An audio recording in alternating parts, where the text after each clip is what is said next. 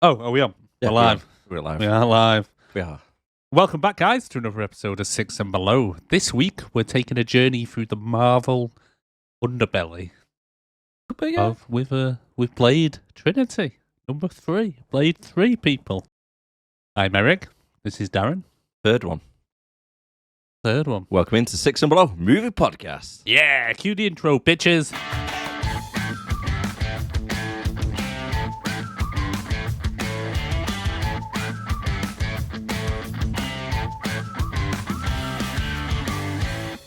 So that was a quick lesson in how to say that this is the third one as many times as we can. Pretty much, yeah. Yeah. Esquire. Aye, Blade Trinity. You know what? Watching this, I kind of feel like I should have gone back and watched the first two. Because I'm completely out of whack with what the hell's going on in this universe. I was the same, if I'm going to be honest with you. Yeah. Yeah. The thing is, when these Blade films originally came out, obviously, it was before, the Marvel Cinematic Universe, starting with Iron Man and so on. It's mad to think that this technically could be incorporated into the same world as the Marvel films, that vampires exist alongside Iron Man, the Hulk, Thor, and all Exactly. that. They have kind of tinkered with it, haven't they, in one of the films? I'm not going to say which film it is because I don't want to give out any spoilers, but they have tinkered with Blade being in the universe. Yeah, they've kind of, yeah. But even then, in that film we shall not name, for some reason. Because, like I say, if people have not seen that film yet... I'm pretty sure we mentioned it on previous podcasts. We might have, but it's like a little thing. You know what I mean? I liked it when it popped up. I went, oh, no way! I was like, Electra, you're fucking old. Yeah, she looked wrinkled, mate. She's heading Helen Mirren's way. Mate, she's not head kicking anybody. No, she's really not. No, she's gonna end up with a hernia or something, or a bad back. She'd like do one swift kick to the head and walk off holding her back, going, oh Jesus. A secret weapon is the menopause. It is. The hormones. Goddamn bloody Daredevil. I can't remember what his fucking name was then. I was like, I was about to call him Batman. No, it's not Batman who played. He did play Batman though at the same time, but a different universe. Well, yeah. Yeah. He switched, didn't he? Switched sides. Not surprised after Daredevil. I mean, technically, what came first? Do you think he would have been Bruce Wayne originally and then lost his eyesight? Maybe, but you would. I think I've said this before on the podcast. You would, if you described each of the characters, exactly, a blind guy who hears by fights by sonar and stuff like that, you'd think that would be Batman, and a billionaire who kind of goes out at night doing Daredevil shit would be Daredevil. Yes, but yeah. Anyway.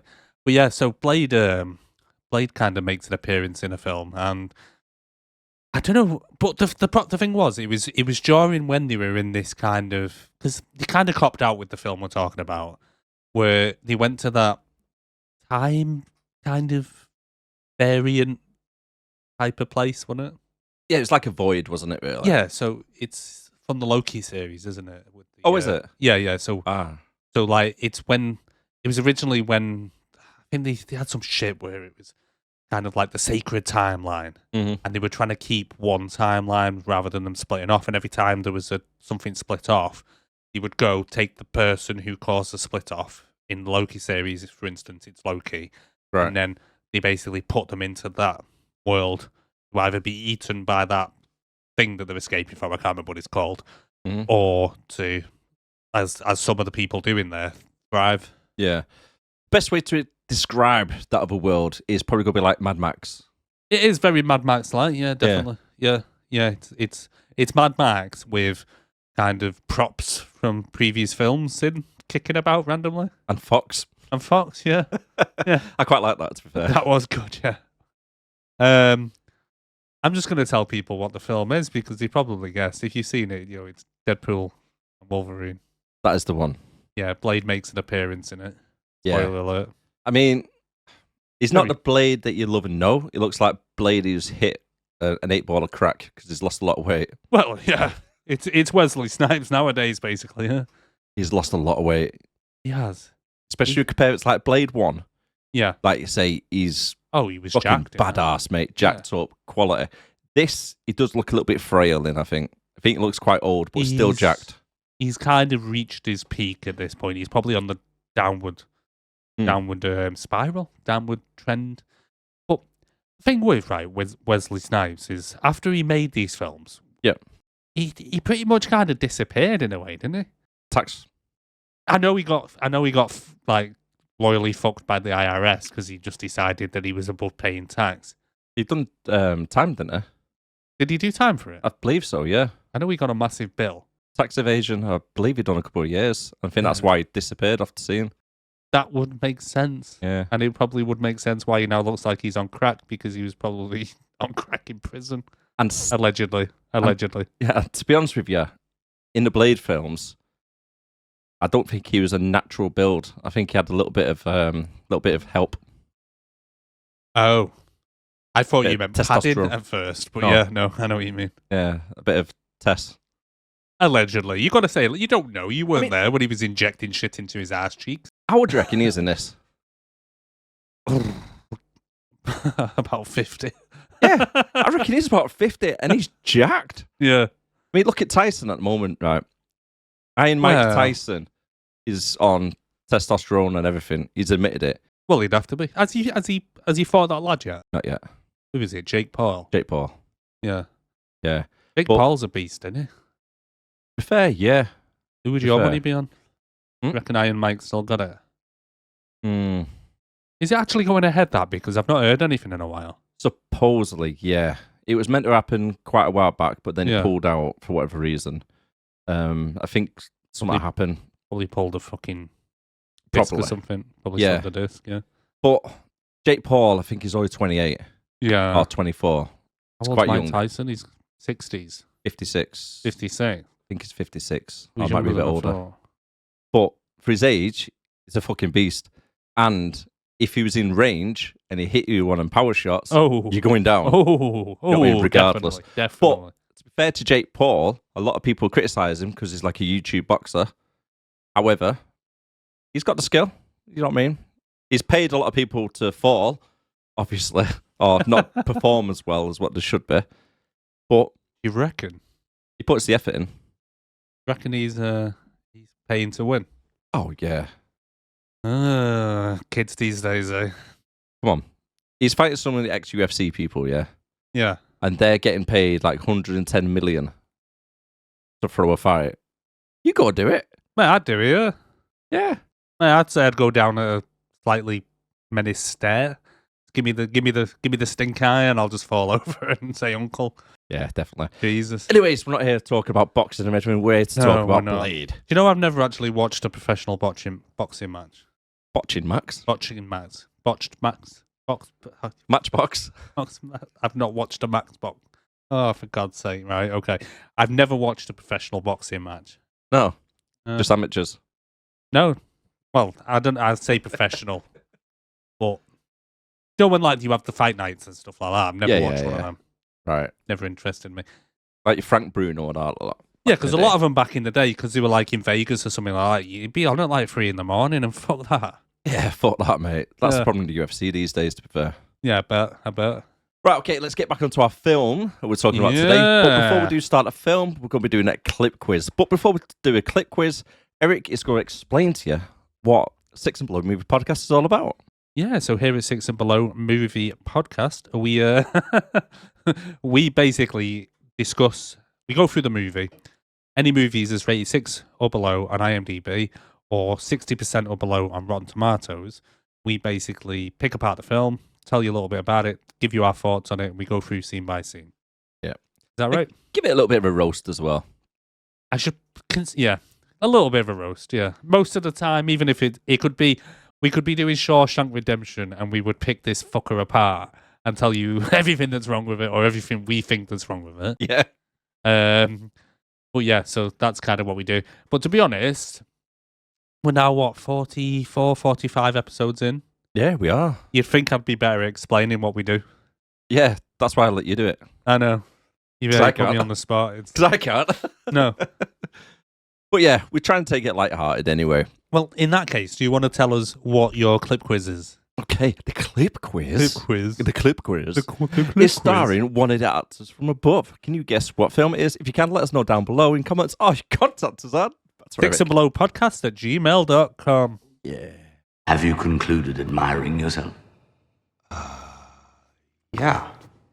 Well, your ring translator is functioning properly. Your mask will appear when protection of your identity is required. There is no need for it on over. Shit. I know what this is. Talking fish. Yes. A talking fish. I know what film that is. To give you a little bit of a clue, it's on our list to do. Woo! Excited times ahead. Yeah, so if you think you know, leave a comment below. Perfect. Like, subscribe, and all that jazz. That jazz. See, we threw the jazz hands. That's worth a like, isn't it? Exactly. Right, vitals of this film. Released in 2004. Runtime 1 hour and 50 minutes. IMDb rating 5.8. Metacritic 38. Rotten Tomatoes, critics 24. Audience 58. Ooh. Budget 65 big ones. 65 million. Mm-hmm. How much of that do you think was spent on turning vampires to ash? A fair amount. Because what other CGI was in it? That's true. They pioneered the ash effect in these films. If you ever see a film in future where someone turns to ash, you need to give Blade credit. Yeah, they do it good, to be fair. They do it well, yeah, to be fair, yeah. Only when they want to, by the way, because some of the vampires should have died, but, didn't. Well, yeah. It's whether the script dictates it or not. Yeah. Yeah. Box office gross, 132 million. Ooh. It made money. I suppose. It was riding off the others, though, wasn't it? Yes. Maybe, very much so. If it's a standalone film, it wouldn't be as good, really. I doubt it. I very much doubt it. If this was the first Blade that we got... I was just about to say that. Yeah, if this was the first Blade we got, I don't think there would be a sequel. No. Get on my head, you freak. Sorry. We've been doing this too long. Yes. Yeah. Okay, in 2004, when this was released, this movie was ranked the top 40th. Other top grossing films of the same year, Shrek 2, 928 million. Yes. Bloody hell. Yeah, Shrek the big one for that one. Harry Potter, The Prisoner of Azkaban, 795. And Spider-Man 2, 783. Spider-Man 2. Going back in the day, that one, isn't it? Yeah. Is that one where he's walking down the street like the Bee I think Gees? that's number 3. Oh, is it? Oh, that's terrible, that is.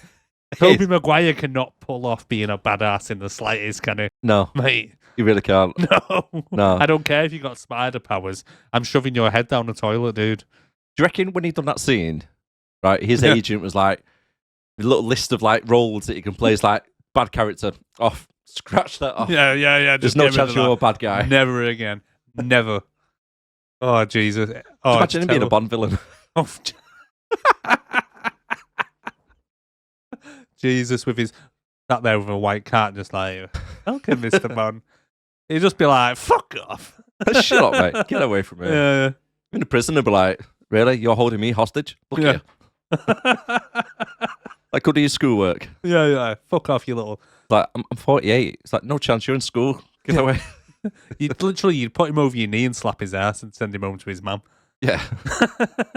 Sorry to disappoint you, by the way. Yeah, go on. Right, but this film was higher grossing than Mean Girls, The Notebook, Chronicles of Riddick, Saw, Hellboy, somehow Anchorman.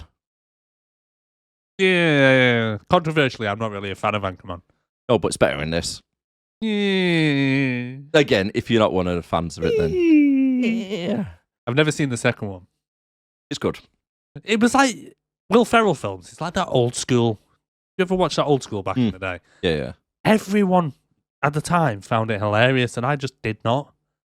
That Road Trip, wasn't it? Do you remember that? I liked Road Trip, though. That was garbage. Who did that? It had Stifler, Tom Green in it. That Kyle, he was a DJ somewhat. Oh, yeah, the one that... Anorexic. Yeah. Mate, when he shags that big fat bird, and he shows the underwear, and it's like this, that big. That's like a flag. It's like a flag. It's like a bed sheet. Jesus. Okay, do you want to let us know who it's directed, written, who it stars? Yeah, so it was directed by David S. Goyer. Goyer. Aye. So he's known for mainly doing writing. So he's done a lot of writing on kind of comic book films. So he's done the Dark Knight series, Batman Begins, Dark Knight, etc., etc. So he was a writer on them. He's done all the previous Blades, including this one, obviously. He's done Batman vs Superman. He's done... What else has he done? Man of Steel. He did the screenplay for that.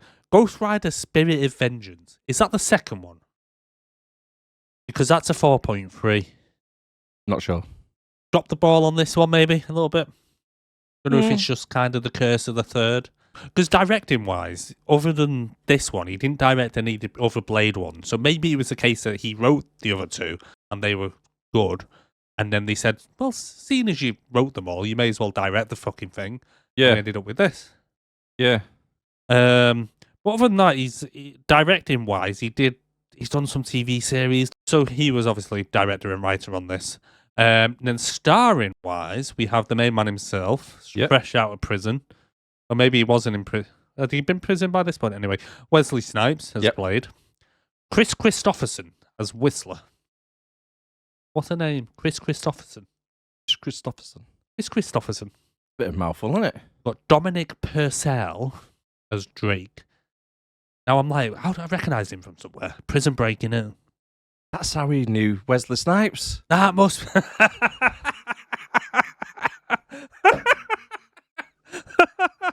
Maybe you got some tips. So, right, do you know that TV show you done, Prison Break? Yeah. So, like, how did you get out? Well, my brother just tattooed himself with the architecture of the prison, but yeah, it was all still in date. I know. It's a stupid premise, that, isn't it? I'm not getting into Prison Break, but yeah, it's fucking stupid. I liked it. It was big at the time, though, wasn't it? Everyone, Prison Break. And then I think they broke out of prison and everyone was like, yeah, this is shit. Yeah, it was only good whilst we were in prison doing stuff. Like, for the first 2 or 3 seasons, right, it was good. And then for some reason, we ended up in, like, fucking Panama and all there and Cuba and going around everywhere. And it's like, it's not really Prison Break anymore when you're in a different country. It's more of, like, on the run break. Yeah. But then, imagine, though, like, tattooing the fucking plans for this prison on your fucking body. And then you finally escape and it's like, do you think he regrets it? It's got to be an expensive removal, isn't it? It's gonna be a painful one as well. To be fair, it looked pretty good though, didn't it? It did look good. Because it didn't look like the architectural plans or such, wasn't it? No, it was like disguised in different stuff. That would be like suspect, wouldn't it? Yeah. Imagine that. Just imagine you got some dumbass suit. It reads on like the chest, like cafeteria 1, staff room, guaranteed. Wing C. The guy's like doing like the search on. He's like, why have you got the plans for Wing A on your back? Sewage tunnels. Yeah, sewage I recognise this. Imagine if it had on it like, you are here. but guaranteed, mate, some motherfucker has tried that since that programme. I reckon they have. They probably have. Do you want me dead good, right? I'll get myself arrested. I'll see if this works. Yeah. And the guys go, yeah, I've seen Prison Break, mate. Get over there. Yeah, Jesus. Someone ringing the brother. Get the plans off the internet. Fucking tattoo them onto yourself. Oh, mate, the whole premise of that thing was just stupid. Yep. So we got him. We got the lovely Jessica Biel as Abigail Whistler. I can't make my mind up with her. She's fit, mate. Banking, is she married to Justin Timberlake? Oh. I think she is, you know. Don't get me wrong, she's very pretty. Oh, yeah. Just seems a bit butch. Really? In this she does, yeah. In this, walking around in her crop top, skinny arms and bow, you thought I don't say it's butch. skinny arms, like she's been doing fucking a bit of weight. Ah. Oh, yeah. She was quite hench, mate. Shoulders and the arms. I would let her turn me to dust any day. Hey, she's nice though, don't get me wrong. I'm not saying she's not. But looks like she's a bit of a power lifter. We got power lifter. She wasn't a fucking power lifter. You're, what have you got in your head? What did you watch? Blade. Watch fucking the Amazon women porno or something. That's what it was like. It fucking wasn't. It was. It wasn't. Go on, carry on. Mate, I'd say she was like under kind of butch. Fighting fucking vampires. She had noodle arms, and for some reason she thought showing a belly whilst fighting vampires was a good idea. Yeah, because mean, cover yourself up, bitch. Anyway, you don't get scratched, do you? No, well, you don't know. Well, anyway, Ryan Reynolds as Hannibal King, which is a random as fuck name. Who calls a kid Hannibal? Is he from the comics or something? Oh no.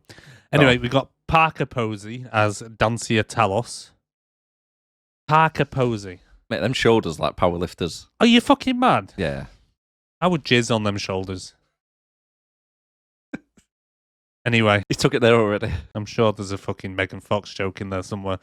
And then, we got Parker Posey now. I recognise her from some places. So she was, you ever watched that Lost in Space TV show that they released a few years back on Netflix? Sorry, who was talking about? Parker Posey, Dancia. Who's Dancia? Dancia, the female vampire. Huh? Danica. Whatever her fucking name is. Go on. Danica. Yeah. Sorry, Danica. Danica. Yeah, you ever watched that Lost in Space TV program they made a few years back? No. Okay. Well, she played Dr. Smith in it. She was in that. She was also... Remember that Superman Returns they made? Back in the day where you had Kevin Spacey playing Lex Luthor and all that shit. Mm. Well, she was in that as well as like one of Lex Luthor's little goons. All right, okay. And then we've got John Michael Higgins as Dr. Edgar Vance. Now, he's another recognisable face. Who was the big fella? Triple H. The game. Is he? I take it he's a wrestler. Yeah, double F. Yeah. So it's got him in it as well. Game. Is it? Do you think he's as dumb in real life? Nah. Oh, fair enough. Quite intelligent. He's actually it's part running WF now, actually. Oh, is he? Yeah. If you believe the storyline, he married Vince.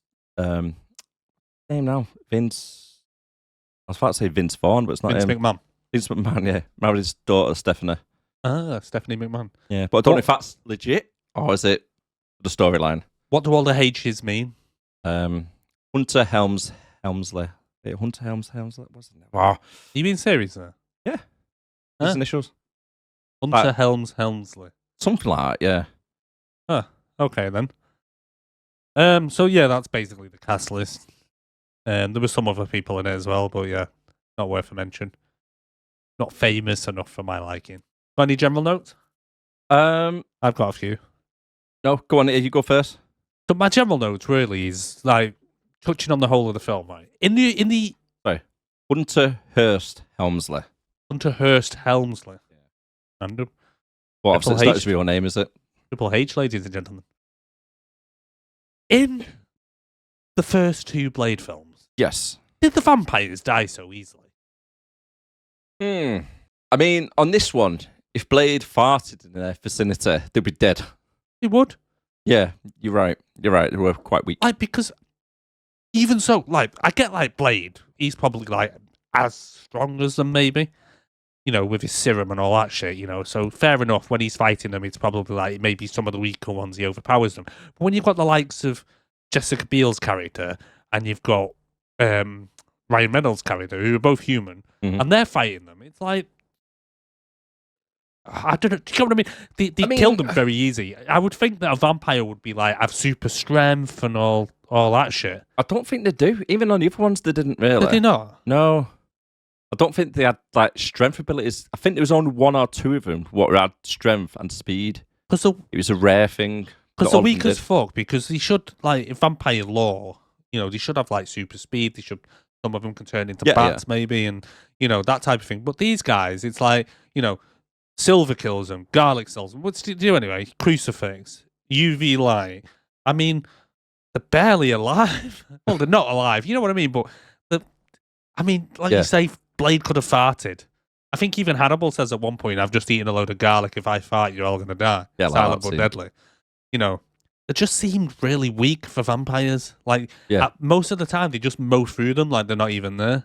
Yeah, especially for the humans, anyway. Yeah. Yeah, I think you're right there, mate. My other general thing was, how long do you think Blade takes doing his hair? Quite a bit, mate. But I believe he's got a barber on speed dial, comes round. Oh, hi. Yeah, Blades. Blades barbers. Mate, you would need it. Definitely just to carve out them pieces there. Like, because I imagine like that grows back pretty quick. That's tattooed on the side. Oh no, it's a tattoo, but I mean, like, obviously he's got to cut the hair around it to be able to see it.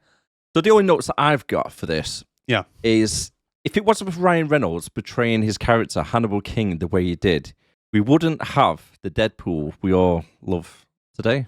Oh, right. Yeah. Supposedly, director David Goyer went on to write Deadpool along with the comic book character as well and a few other people, with Ryan Reynolds in mind for the role.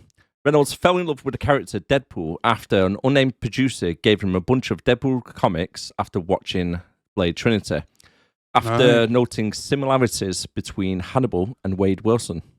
Right, okay. Because some of his jokes he does, you can see them, like the garlic joke you mentioned before, and there's a couple of other like little comments that he says. Obviously, different writer is going to be portraying the character different, but the way Ryan Reynolds portrayed the character was a little bit like Deadpool. Yeah, I do get that. There are some similarities. I just think the writing possibly just let it down because for Ryan Reynolds, he's a pretty funny chap and he can deliver funny lines. But some of the ones he got in here, it's almost like sometimes he's trying a bit too hard. Yeah. I'll cover a little bit more in depth as well when we reviewed the X-Men Wolverine's Origins.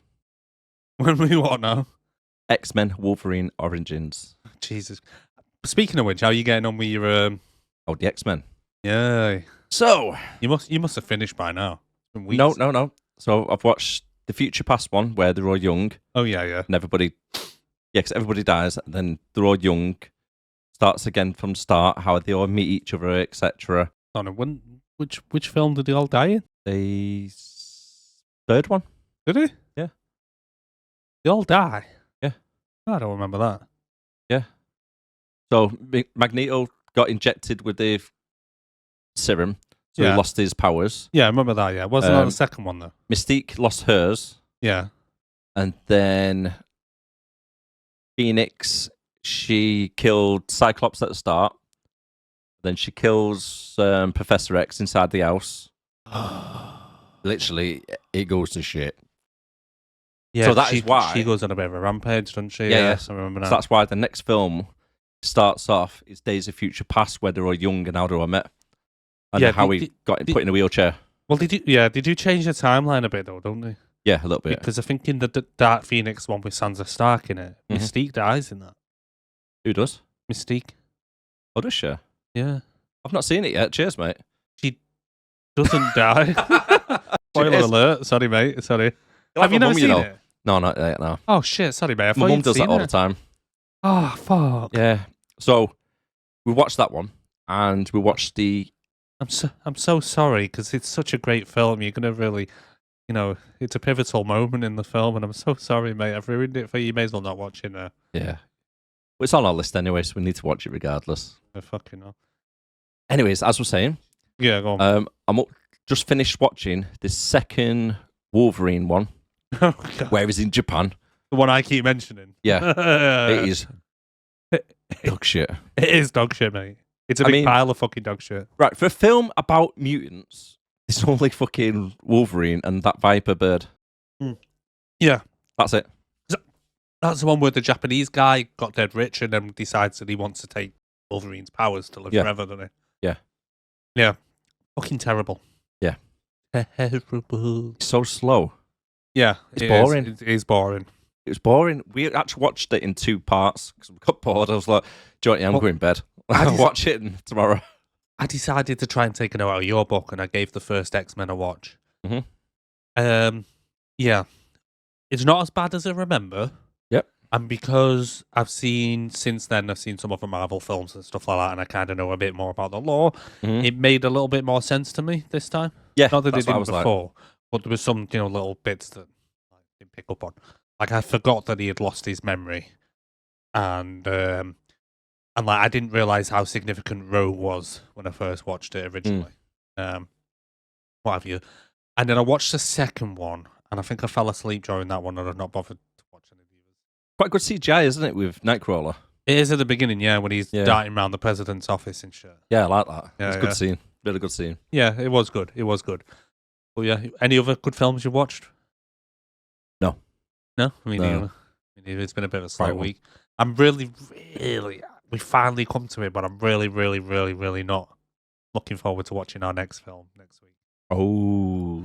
I'm really fun. Are we still doing it? We are indeed. Do you know what's just come out that I need to check, actually, that I noticed? The new Aquaman film. That's on our list already. That's just come out onto Sky. Has it? Yeah. Got to do that week after. Maybe. But Maybe. Madame fucking Web. Madame Brothel House Web. Madame Spider Brothel. Spider Madame. So Yeah. Dakota Johnson, I think this is one of her bigger first films and stuff that she's done. And supposedly she fired her agent straight after this because supposedly in an interview, they told her it's going to be part of the Marvel franchise. You've seen Spider-Man, you've seen all these great films what are coming at the moment with the Marvel Universe. And when you watch the film at the start, it says in association with. In association. Oh, yeah. Burn. So it's Sony. Marvel. In association with Marvel. Jesus. Yeah. It comes up with, like the Marvel films, like the letters coming up and stuff. And it says in association at the top. I was like, ooh, you done it dirty. I'm not surprised she fired her agent for that. Right. And it's a 4 on IMDb. Yeah. So it's going to be fucking shit. So stay tuned for next week. But for some reason, I assumed it was just a bunch of women who had Spider-Man-like powers. No, they've all got different abilities. So where does the web come into it? I don't know. Fucking Madame Web. Yeah, let's get back to the film anyway. Should we start going through it? Let's go for it.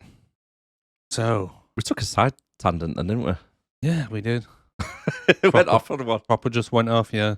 If we were in the Marvel universe, we'd have definitely been thrown into that bloody wasteland. Max taking sacred timeline and going off it. Anyway, I'm explaining it really badly. It sounded better in my head. Anyway, so the film opens up and we get a bit of a voiceover by Ryan Reynolds, a voiceover about Dracula. Yeah.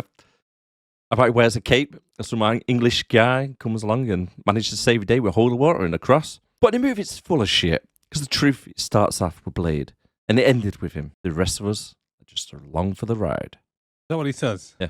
Oh. Pointless, really. How did he get an opening line? He was pretty unknown at this point, wasn't he? Yeah. Yep.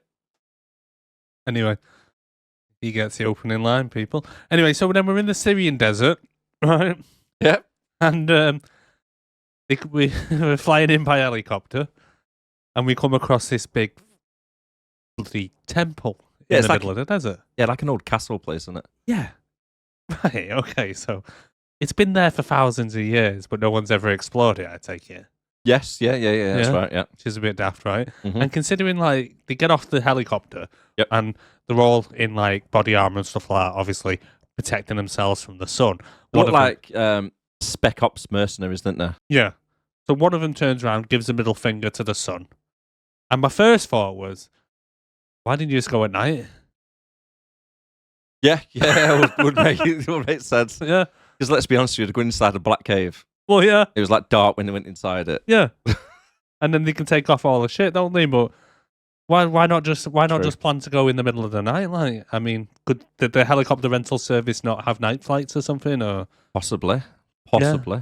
A little bit of a movie error here, by the way, as well. Yeah, go on. Yeah.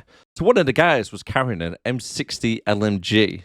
And this is a belt-fed gun. Yes. But the guy carrying it did not have any ammo belts to fire. So why carry a gun you can't fire? Why carry a gun in the first place? Yes. I mean, they were in Syria. There could have been some hostiles there. Yeah, I suppose, yeah. I think I read that, actually. Where did I read that? No, Is it on Matt Amazon? told you. I told you. You might have told me, yeah. I don't. I didn't. Yeah, I did.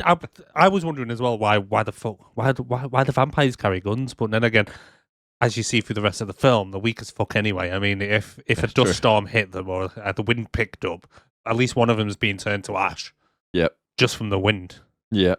I mean, if someone over the hill's cooking garlic, they're all fucked. I mean, just imagine, right, they got there and some Sherpa was cooking his dinner and got extra garlic in the stew. Sprinkling garlic on, they're all like... Just put a garlic powder down, gust of wind takes it, Triple H is dead. It could happen, mate. It could happen. It could have. I mean, you only got to look at these guys wrong, like we said. Get into the temple thing. Yeah. Whatever it is. It's like a pyramid, isn't it? Yeah. It's like a really badly built pyramid. pyramid-ish shape. I think it was meant to be like a medieval castle type thing, wasn't it? But it's pretty conspicuous. I mean, it looks like you think people over the years, because they're going to find Dracula there, aren't they? And you'd think that like someone over the years would have gone in there and maybe had a look and maybe raided it, being in the middle of fucking nowhere. You know one thing I've just realised? What? Right. So when we was outside, it was quite a big building, wasn't it? The structure. Yeah. They literally walked up top of the stairs. Yeah. Walked into the first like chamber or the doorway. Yeah. And they found Dracula straight away. Yeah, no matter. They didn't even explore any other room or anything. Well, they bashed through the floor, and the floor was clearly made of polystyrene. Yeah. Because they weren't rocks. You're not fooling anyone there. But they bashed through them, but yeah, and then they're in the room with Dracula's slightly below them. Yeah, they happened to be in the first room to walk in. That's what I mean, yeah. You'd think that like someone over the years would have gone in there, like a Sherpa or someone looking for gold or whatever. Yeah. And would have, maybe caused a bit of damage, gone down, because it's thousands of years old. Oh, supposedly. Yeah, because Danica says, doesn't she, it's the cradle of civilization. Yeah. And he would have found it comfortable here over 4,000 years ago. Didn't look comfortable. No. It looked really damp and wet. Yeah. And I mean, it's like, say, one of the guys, right, he's got a scanner. And as he's scanning around the room, right literally below him, right, he goes, oh, look, the guy's there right below him. Like, why is he there? Why is he just like burying himself in the sand or something? I know. In the first floor you walk into. I know. Why is he? Yeah, because it would have been better in the crypt. It would have been better for me as a story that maybe people kind of revolted against him and trapped him there. But they make it sound like he just decided one day, I've had enough, I'm going to bed. Yeah. And then just slept for 1,000 years, like it was his own choice, which it clearly was, because he got out no issues. Oh, Not like he had to perform some kind of ritual to bring him back to life or anything. Yeah, they didn't do anything, did they? They just went, oh, look, his body's there. Next minute, a sinkhole appears. Yeah. And the guy goes, oh, do you know what? There's a sinkhole appearing there. Let's get on my hands and knees and stick my fucking head into it. Yeah! What is that about? I know. He does stick his head in, and the next thing is he comes up decapitated and turns to ash. But then, as well, while all this is going off, it's all like, they're all screaming. Yeah. Lights are flashing. Yeah. Where are the fucking lights? It was the strobe light. He had like a light. Is that what it was? When they dropped it, flicked into strobe light mode, and then Drake pops up with his little medieval armor, and I was like a little rave because his arms were going like that. Do you remember the song from the first one, Operation Blade? Boom, boom, boom, boom, boom, boom, boom, boom, boom, boom. Something like that. True. But then they all screaming to folk. Parker Posey's character, what's her name? Dacia. Thank you. Dacia Sandero. Dacia Sandero is she's fucking screaming, like they're all being fucking killed. But they don't. They don't know. He's a bit angry that he's been woken up, which I can relate to because, like, if I'm having a snooze on the couch and someone comes and wakes me up, I'm fucking angry. If I was sleeping and someone stuck their head a bit close and I had the power to do so, I would rip their head off too. Yeah. I'd turn you to ash if you woke me up while I was having a nap. But talking about raves, Blade has got a party of his own whilst he's blowing up Rival's workshop. It's a bit mad that we get some kind of weird shot of a rat, don't we, running along? Yes. A Rival's workshop. It's got some C4 there, like with a timer. Then the whole place starts blowing up like the warehouse. And it looks like it's basically like a chop shop or something, doesn't it? Yeah. But ran by vampires. Yeah, vampire chop shop. It did look like yeah.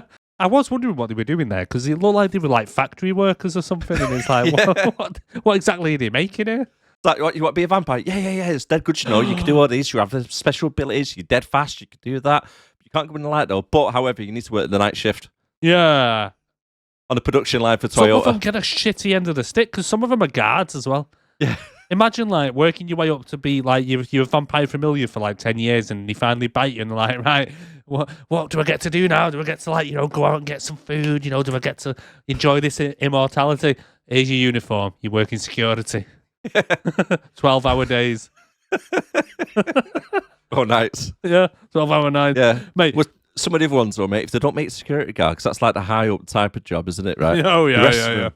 Are either mugging people in the alleyways or train stations, as we see, or robbing cars. Yeah. To take him back to the chop shop. It's a great life bit It of was a vampire, chop shop, wasn't it? It was either a chop shop or they're making, I don't know, caskets for them to sleep in. Toyota. Toyotas.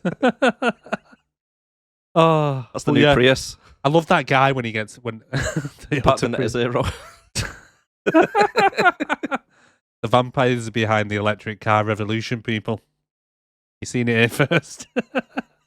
But they are, innit? They're more like efficient. Well, they don't have to take breaks. Don't need to go out and eat food. Yeah, I suppose, yeah. Do you know what I mean? It's like you're working. Oh, the Mexicans are fucked.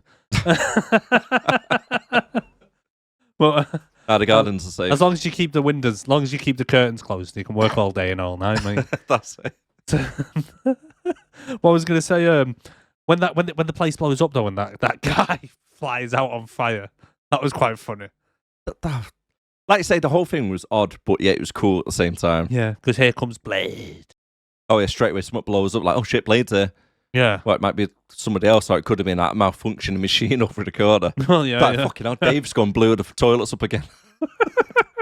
Well, when your people can't die other than silver garlic and the fucking list and dirty looks and the wrong wind, you don't really need much safety, do you? No. But I like it though when Blade appears and the car drives at him and he does a backflip over and then goes boom, boom, boom, boom, boom, shoots behind him. I thought that was pretty cool. The whole scene was quality. It was good. I really liked it. I do have one question though. Yes. So the guys get off on motorbikes in a car. Mm-hmm. Why did Blade not bring a car with him? Well, why? It was pretty good timing that Whistler just happened to be driving round the block in his truck with Blade's car in the back. Yep. And I mean, you came up with this plan. Right, Blade, you go there, set your C4, you blow everyone up. What I'll do is I'll just circle the block in me fucking big fucking HGV. It's like, but don't you think I should just take the car with me or like a motorbike or something? No. It'll be in the back of the truck. I'll be circling. You heard what I said. You've seen Fast and Furious before, haven't you, Blade? Yeah, it was alright, film. Well, do you know what? We could do that ourselves. Well, I've got... They try to do that, but the problem is they put the car in the wrong fucking way. Yeah. Because when he eventually jumps out and gets into the car, he drives out forwards and then has to turn around to come back. When if he had just backed out, he could have been going the same speed as a truck and like carried on. But instead, he had to go and do a fucking J-turn. So they cocked that up as well. Yes, that is true. But I love how like Blade like on the radio to Whistler, they're getting away, and he's like, "Get to the bridge, I'm almost there." And it's like, yeah. Luckily, the plan works, but yeah, luckily there's a freeway right next to him, isn't it? Yeah, you know what I mean, you think if it's like realistic, this, you know what I mean? It'll be about what, half a mile away to the nearest fucking bridge that you could jump off onto the underneath. Well, yeah, it could have been. It could. It's like running. Fucking hell, Whistler, where you at? Where you at? Sorry, mate, I've passed the junction. I've got to go round again. Fucking hell. It is stupid. It is. But the fact that it works. But do you think like Blade was like he let some of them get off on the motorbike and the car because he's like, Whistler said I had to let at least 2 of them get away in the car just so he feels useful. Yeah. And I mean, in his fucking big HGV, it's stupid. And where did he get that from? Huh? Where did he get that from? Where did he get any of it from? That's a good point. Who's funding this? Yeah, because it doesn't really work, does it? It's not like it takes money off them, is it? Because they all fucking burn. Burn, yeah. It's like, shit, there's the watch gone. There's the bloody wallet gone. I know. I'll steal that. I think Whistler's like, for fuck's sake, Blade, pat them down before you turn them to ash.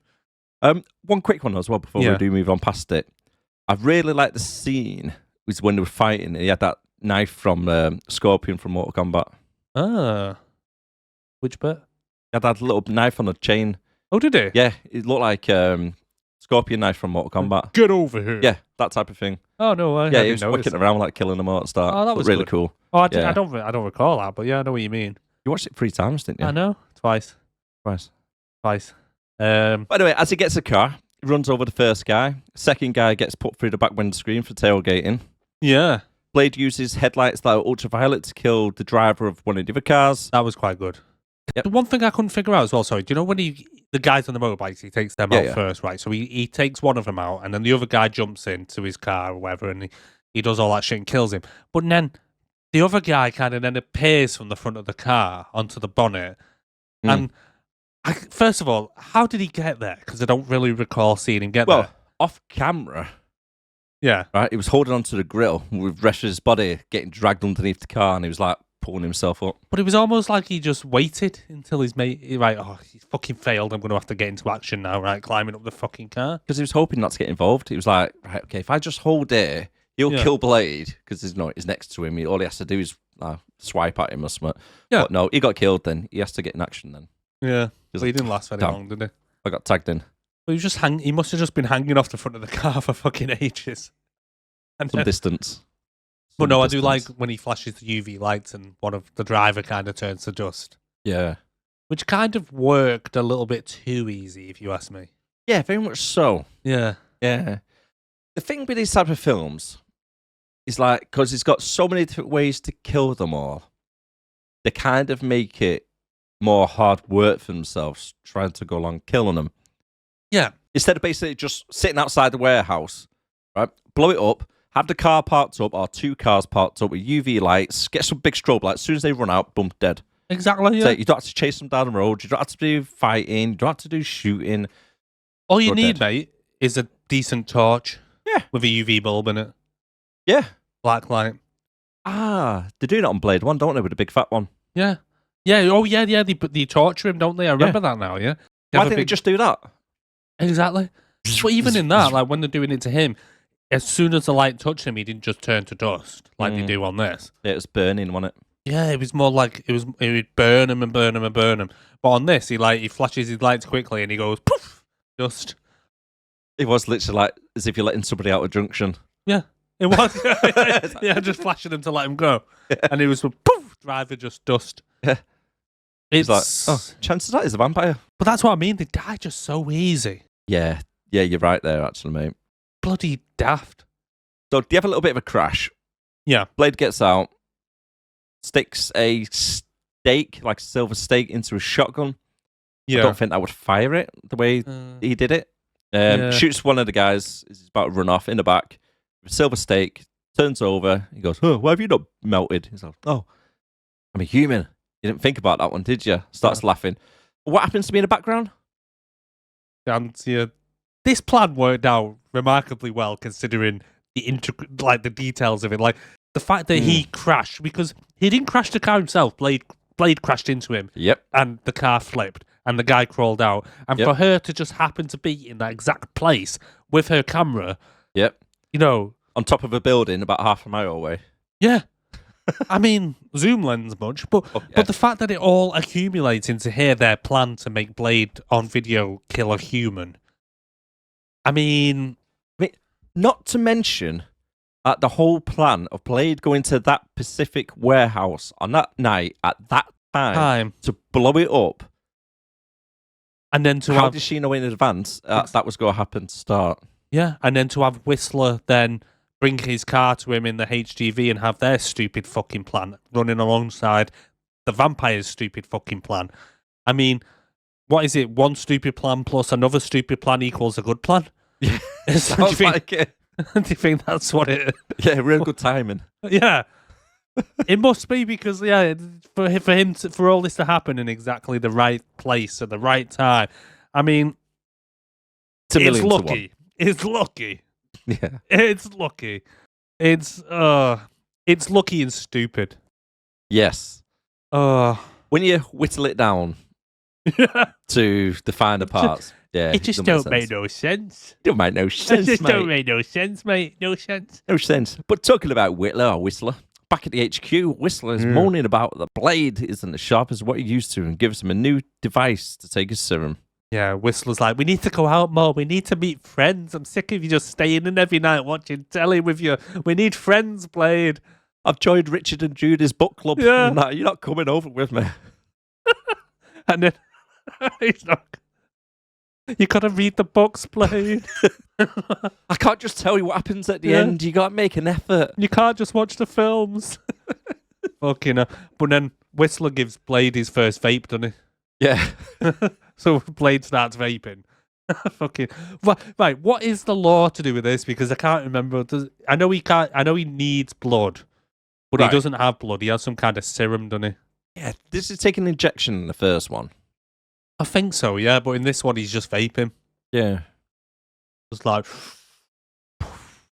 ooh, it tastes like mango. Menthol. Menthol vapes. So, Or yeah, blood. so the Blade's now vaping. Yeah, Danica shows us she's got big balls and she wants to go inside the secure room. It's keeping Drake inside. Right.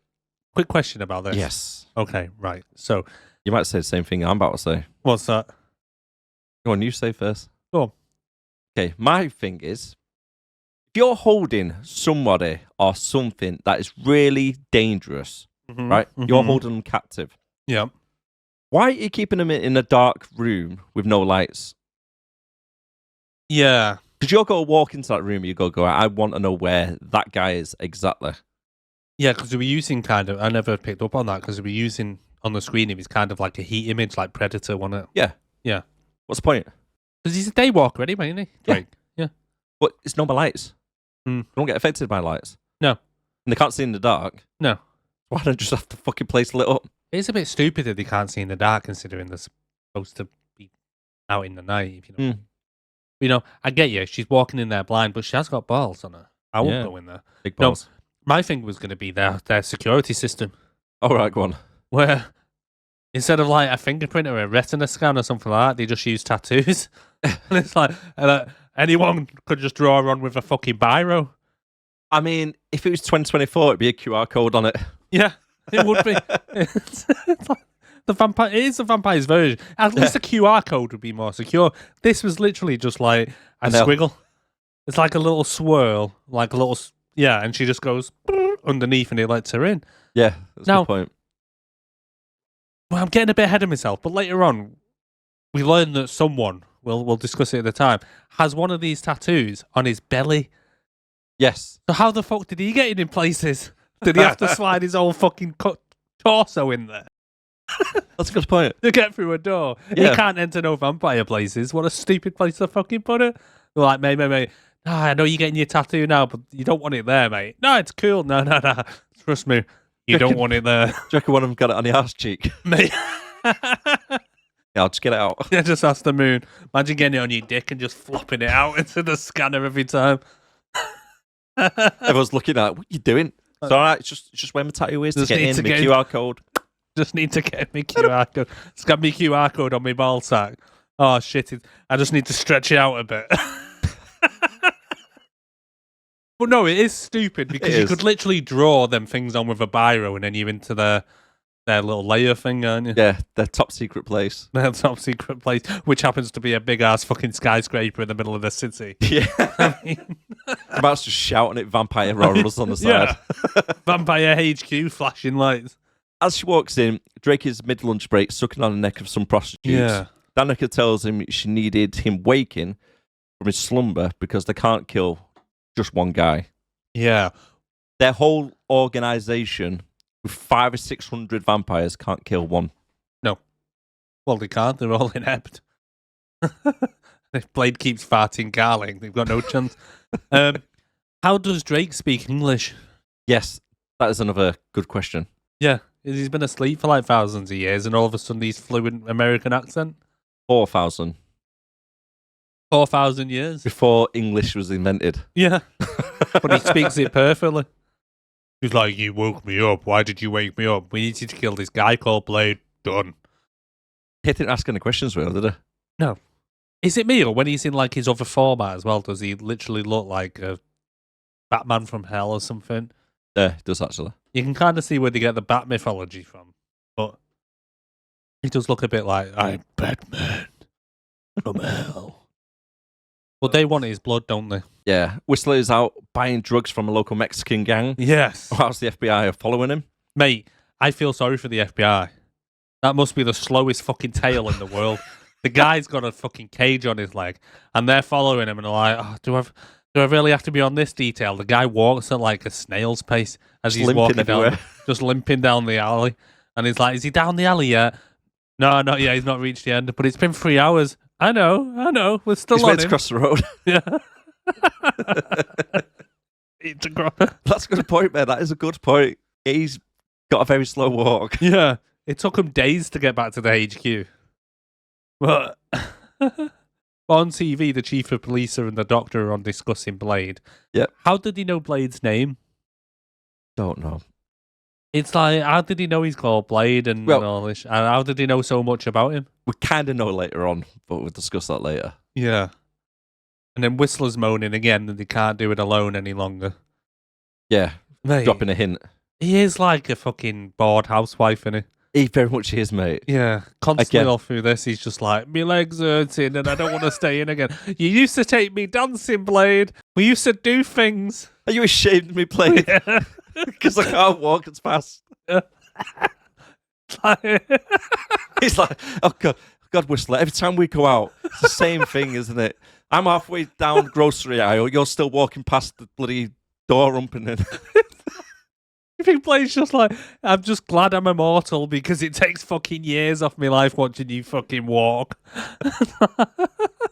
And then we get a bit of vamp baiting, don't we?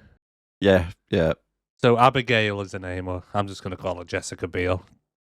Bunch of vampires are following a woman with a baby. Sorry, have you got something else? No, yeah. Did you notice whilst watching the TV show, randomly, Whistler just walks over and just gets a shotgun and starts loading it? Yeah. It's like, why is he always walking around with a shotgun? I mean, that's why he wouldn't want to go out in the public with him. He loves He's that constantly got a fucking shotgun in his hand. I sat down watching TV. It's like, yeah, I'm just trying to chill out, put my feet up, bit of downtime. I know you can see in the background, Whistler. It's like, what are you doing? Chill out. I'm Blade. I've got a sword. Don't worry about it, mate. I don't use shotguns. All right, you never know what's around the corner, Blade. You're not as sharp as what I used to be. All right, it's like, fuck's sake. Yeah, we need friends, Blade. We need to see other people. Oh, no, I did notice actually with the shotgun. The other thing I noticed as well is like, how many computers does Whistler own? Yeah, quite a lot. I mean, why don't you stick it all on one computer or in the same room? Yeah. Again, we'll talk about it later. We will do. But as you said, anyway, we're in the next scene now. We're a bunch of meth heads at a train station. And they start following a woman with a baby. Yeah, do you know what, right? This type of thing real pisses me off, right? Because it's the way Hollywood, especially writers who are not very street smart, right? And they feel like every single chav on the side of the street or any junkie all at the same. Do you know what I mean? Because like when they see her, they go, oh, look at this girl. Oh, they're all like out on a fucking Joker or something. Yeah. People don't act like that in real life. Do you know what I mean? It's like, oh, what have we got over here? Oh, I don't know. Let's go get him. Oh, yeah, look at that lady. Like something out of Clockwork Orange or something, isn't it? Yeah, it's weird. They do it every single time in Hollywood. Yeah. The folks, they're always like stereotypical the way they do it. Yeah, getting in her fucking face. Oh, look at this bird. Come on. Oh, nobody does that. I know, it's fucking stupid.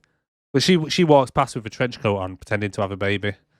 Did you see that little neck mask that guy has, where he pulls it up over his face and it's got like a skull? I like that. Yeah, I want one.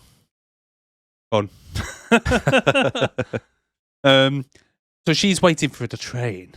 She is. And it's kind of like we've not seen her face properly yet, but as soon as I seen her with Jessica Biel, I was like, yeah, I know what's going to happen now.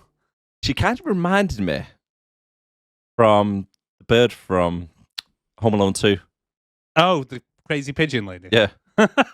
No, she was in a get-up. She did a bit, actually, yeah. Yeah. I think she goes and feeds the pigeons at the park. I reckon she might do. What city is this even based in? I don't know, because it doesn't mention it, I don't think. It doesn't know? No. I've got a feeling it's going to be like San Francisco or something. Reckon? Yeah, or San Diego or whatever. Yeah. One of the San places. Probably. One of the San. Well, they steal the baby from her.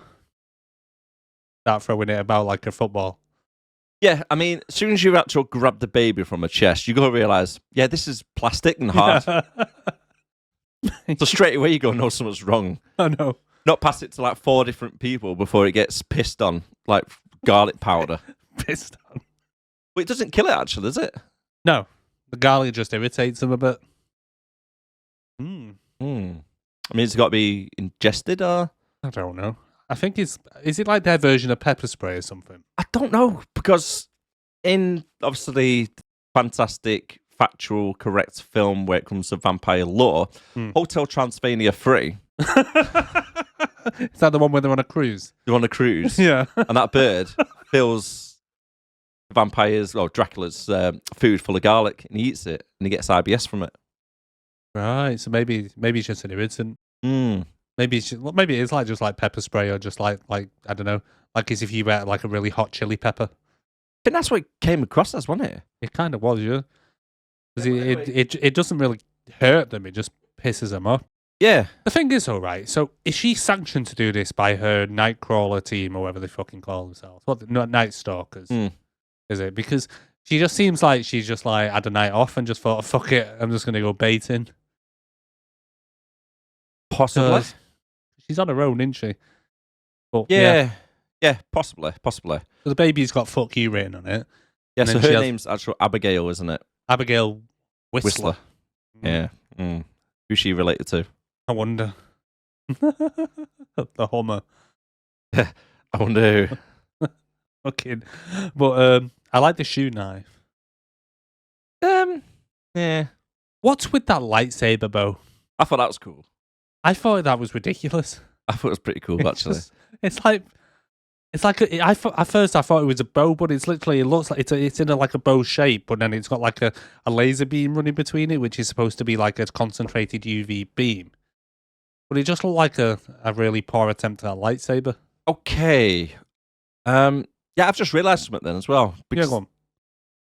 Because later on, she has a bow and arrow. Right, does, that's her main weapon, isn't it? It's like a bow and arrow with, obviously, blades in the shoes as well. Yeah. Right? So I thought originally, when she pulled that out, that was her bow. I thought it was as well. But it's a completely different weapon, isn't it? Yeah. What's the point in having it? I don't know. It just seemed kind of impractical.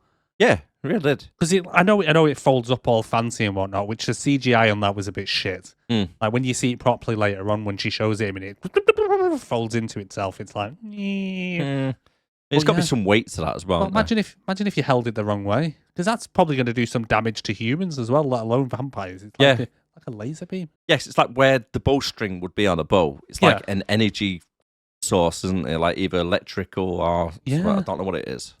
Yeah, it just seemed really. I don't know who came up with it, but it just seemed like a bit of an impractical weapon, to be honest.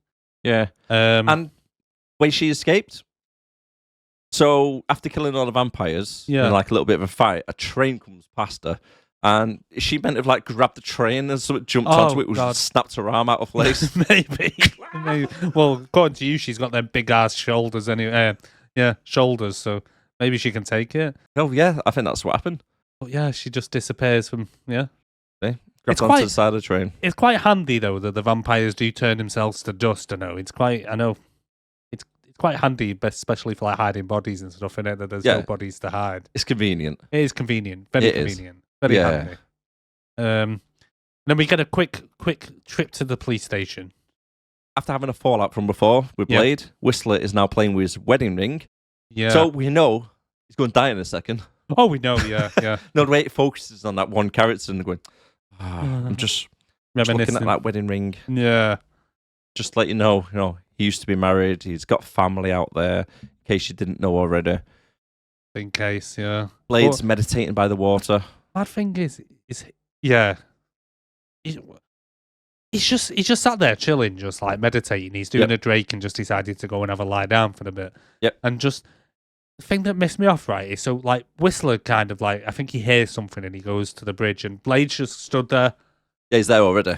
Like just paused, and he's like, "What's up?" And he's like, "I think they've caught up to us." And it's like, how long has he been stuck on that bridge? Was he going to mention anything to Whistler that people are coming or what? Or was he just waiting for Whistler to come along with his shotgun? Because he just stands there for ages, just listening. Yeah, and it's one of the most over-the-top raids by the FBI in history. They're coming on, because they're by the sea, aren't they? They're in the docks. It's like they're coming on boat, helicopter. I think they even have a plane going over at one point. It's just it is stupid. I think they had a tank come through the side of the doors as well with two big logs on either side. Big stakes. It's like, what film was that with it? Street Fighter. Street Fighter. Yeah. When he blasts through with two big stake-looking rocket things on the side. Yeah, it was like that. Yeah. But then after Whistler earlier fucking having a moan about Blade killing humans and shit because they don't disappear to dust, he goes on a little bit of a rampage with his favourite shotgun, doesn't he, killing policemen? Does. Literally, he's running, running down the corridor, he's limping around, just blowing people away with shotguns. I know. Proper kill on sight. And how did no one managed? Like, I know they managed to get him eventually, but how did he get? How did so many of them get killed by Whistler when he's literally the slowest moving target in the fucking world? I mean, it's because when he limps, his head dips down. Oh, is that when what he's it is? walking, he's like dipping, like shit. It's like dip shot, dip shot. But then he goes round and he starts typing his things into the computer, erasing them, and then they all start blowing up. And I'm like, there's 2 of them there. Why did he need 5 big ass computer setups? I don't know. Is it just because Whistler takes so much time to get through one room to the other? It's like, I'll just put one in every room just in case. Saying that, right? Because when this came out, obviously the computer systems were really, really dated. So maybe each of the PC, because obviously he's not real tech savvy, is he? So instead of upgrading the PC and the memory, he's only got like 100 meg in each one. So he's just like, I'll just buy another one. Yeah, I'll buy a new one instead. Do you reckon Blade ever just says, dude, why do you need so many PCs in? Yeah, why don't you stick it on a USB stick? I know. So if anything happens, pull the USB stick and off you go. Swallow it or something, or yeah. It's just, I just didn't understand why they had so many bloody computers, and what exactly are they doing? And what information have they got to hide? Well, yeah, exactly. Charming. I know surely you'd want like the authorities to know that there's vampires out there, and that's why Blade's killing people. Or not killing vampires, and so on. You'd think like you'd want to share this information, because other than that, what exactly are they using the computers for? I assume that they're just doing internet searches to see what activity is going on around the place, but you could do that from a laptop. Unless it's got an Excel spreadsheet for everyone it's killed. Maybe, because we find out in a bit that it's a lot of fucking people. Supposedly, yeah. He knows exactly how many people he's killed, humans. Anyway, familiars. Yeah, familiars. But yeah, it's just, I just didn't understand why they had so many. And then he rigs them all to blow as well. Yeah, and whilst they're fighting as well, did you notice as soon as Blade pulls his sword out, all the police officers go, oh, do you want this gun that I've got? Yeah, cool, start fighting. Why does it do that every single time? Oh. If a good guy pulls out a melee weapon, guns go out the question, don't they? It's about being gentlemanly. It's like, oh shit, I can't shoot anymore. He's brought a knife to a gunfight. We need to make it fair, otherwise we can't arrest him. Yeah, let's get our nightsticks out instead. Yeah. It does happen though, because it happens later on as well. Yeah. And all the SWAT team members turn into bloody Lemons mode and blindly just walk into the kicks. Yeah. Like Blade just kicks in the air, they go, oh, my turn. Maybe it's a rite of passage to get kicked in the head by Blade. Yeah, you gotta walk into it. Yeah. I think what it is, I think they must have a really good sickness policy, and they're just like, it's my turn to be off sick this week. Boom. But stay away from Whistler. I have just realised why Whistler has so many computers and why he was so intent on erasing them and blowing them up. Yeah. Child porn. Ah. Yeah. He's got a really vast porn collection going on. And I mean, he's into some kinky shit. He must be. Yep. He's on the Epstein list. He just sits there watching porn, stroking his shotgun. Yeah, he definitely flew on the plane, mate. He visited the island in our Whistler. Yep. Blade's like, where are you off again? Oh, I'm just seeing my rich New York friend. That's who funds them. Oh. That's where they get all the money from. Oh, Epstein, you dirty bastard. Heard it here first. Epstein and Whitstein? Epstein. No, Epstein and Whistler. No, the other one. Which one? No, the other one. The director. David Goyer? No, the director guy who's like the producer or whatever. Of Canon or cinema. What was it now? Harvey Weinstein. Weinstein and Epstein. Epsteins and Whistler. Yeah. That's a tongue twister, isn't it? Like a law firm. I did say Weinstein, didn't I? Weinstein, yeah. I did say that before, didn't I? Yeah. Weinstein, Epstein, and Whistler, yeah. I think we're onto something, mate. Conspiracy, mate. We're onto you. We're onto WWE. It is. It is?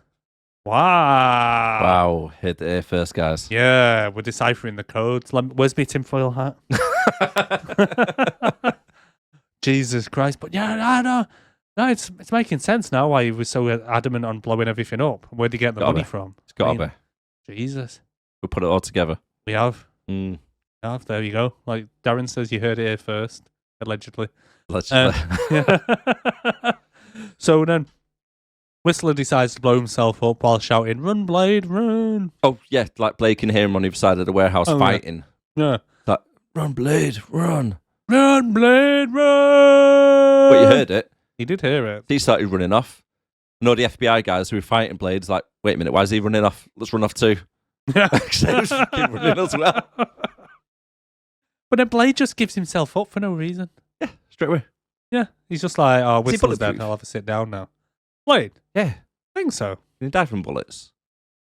I'm sure he's been shot in the past, hasn't he, by normal bullets. Well, Wolverine got killed by a stick. I'm sure he can probably die from a bullet. I don't know. True. I honestly don't know. What? Because he has all the vampire powers, except he can walk in the day, can't he? Yeah. Basically the day walker. So unless it's a silver bullet, I'm sure he'll probably be fine. Yeah, because normal vampires, they get shot normally, and they're fine. Yeah. He must have. He probably has regenerative healing. Yeah, but you see some of the other ones like Triple H and stuff to get shot by a shotgun, and he's fine. Yeah. Or an arrow in the head. Yeah. He's perfectly fine. Yeah. Why was Blade like going, oh shit, I can't fight anybody because I've got guns? I think he's just heartbroken that his wife just died. Yeah, true. Yeah. Whistler, no. So, is that the local police station now? Yes, there we go. Right.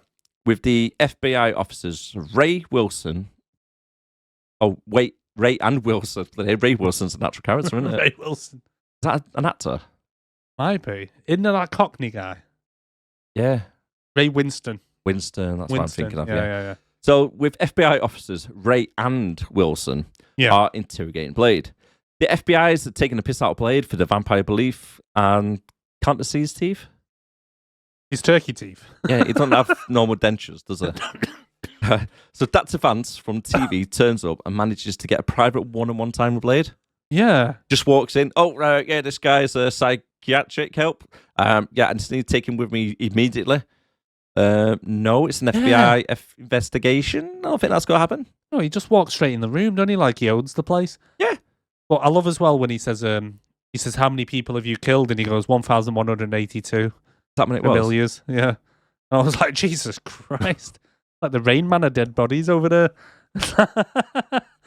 Just imagine he turned around and goes, well, there was that one at Starbucks, and then I went around the corner to get my car washed, and happened to two more there. I think his name was Phil and Dave.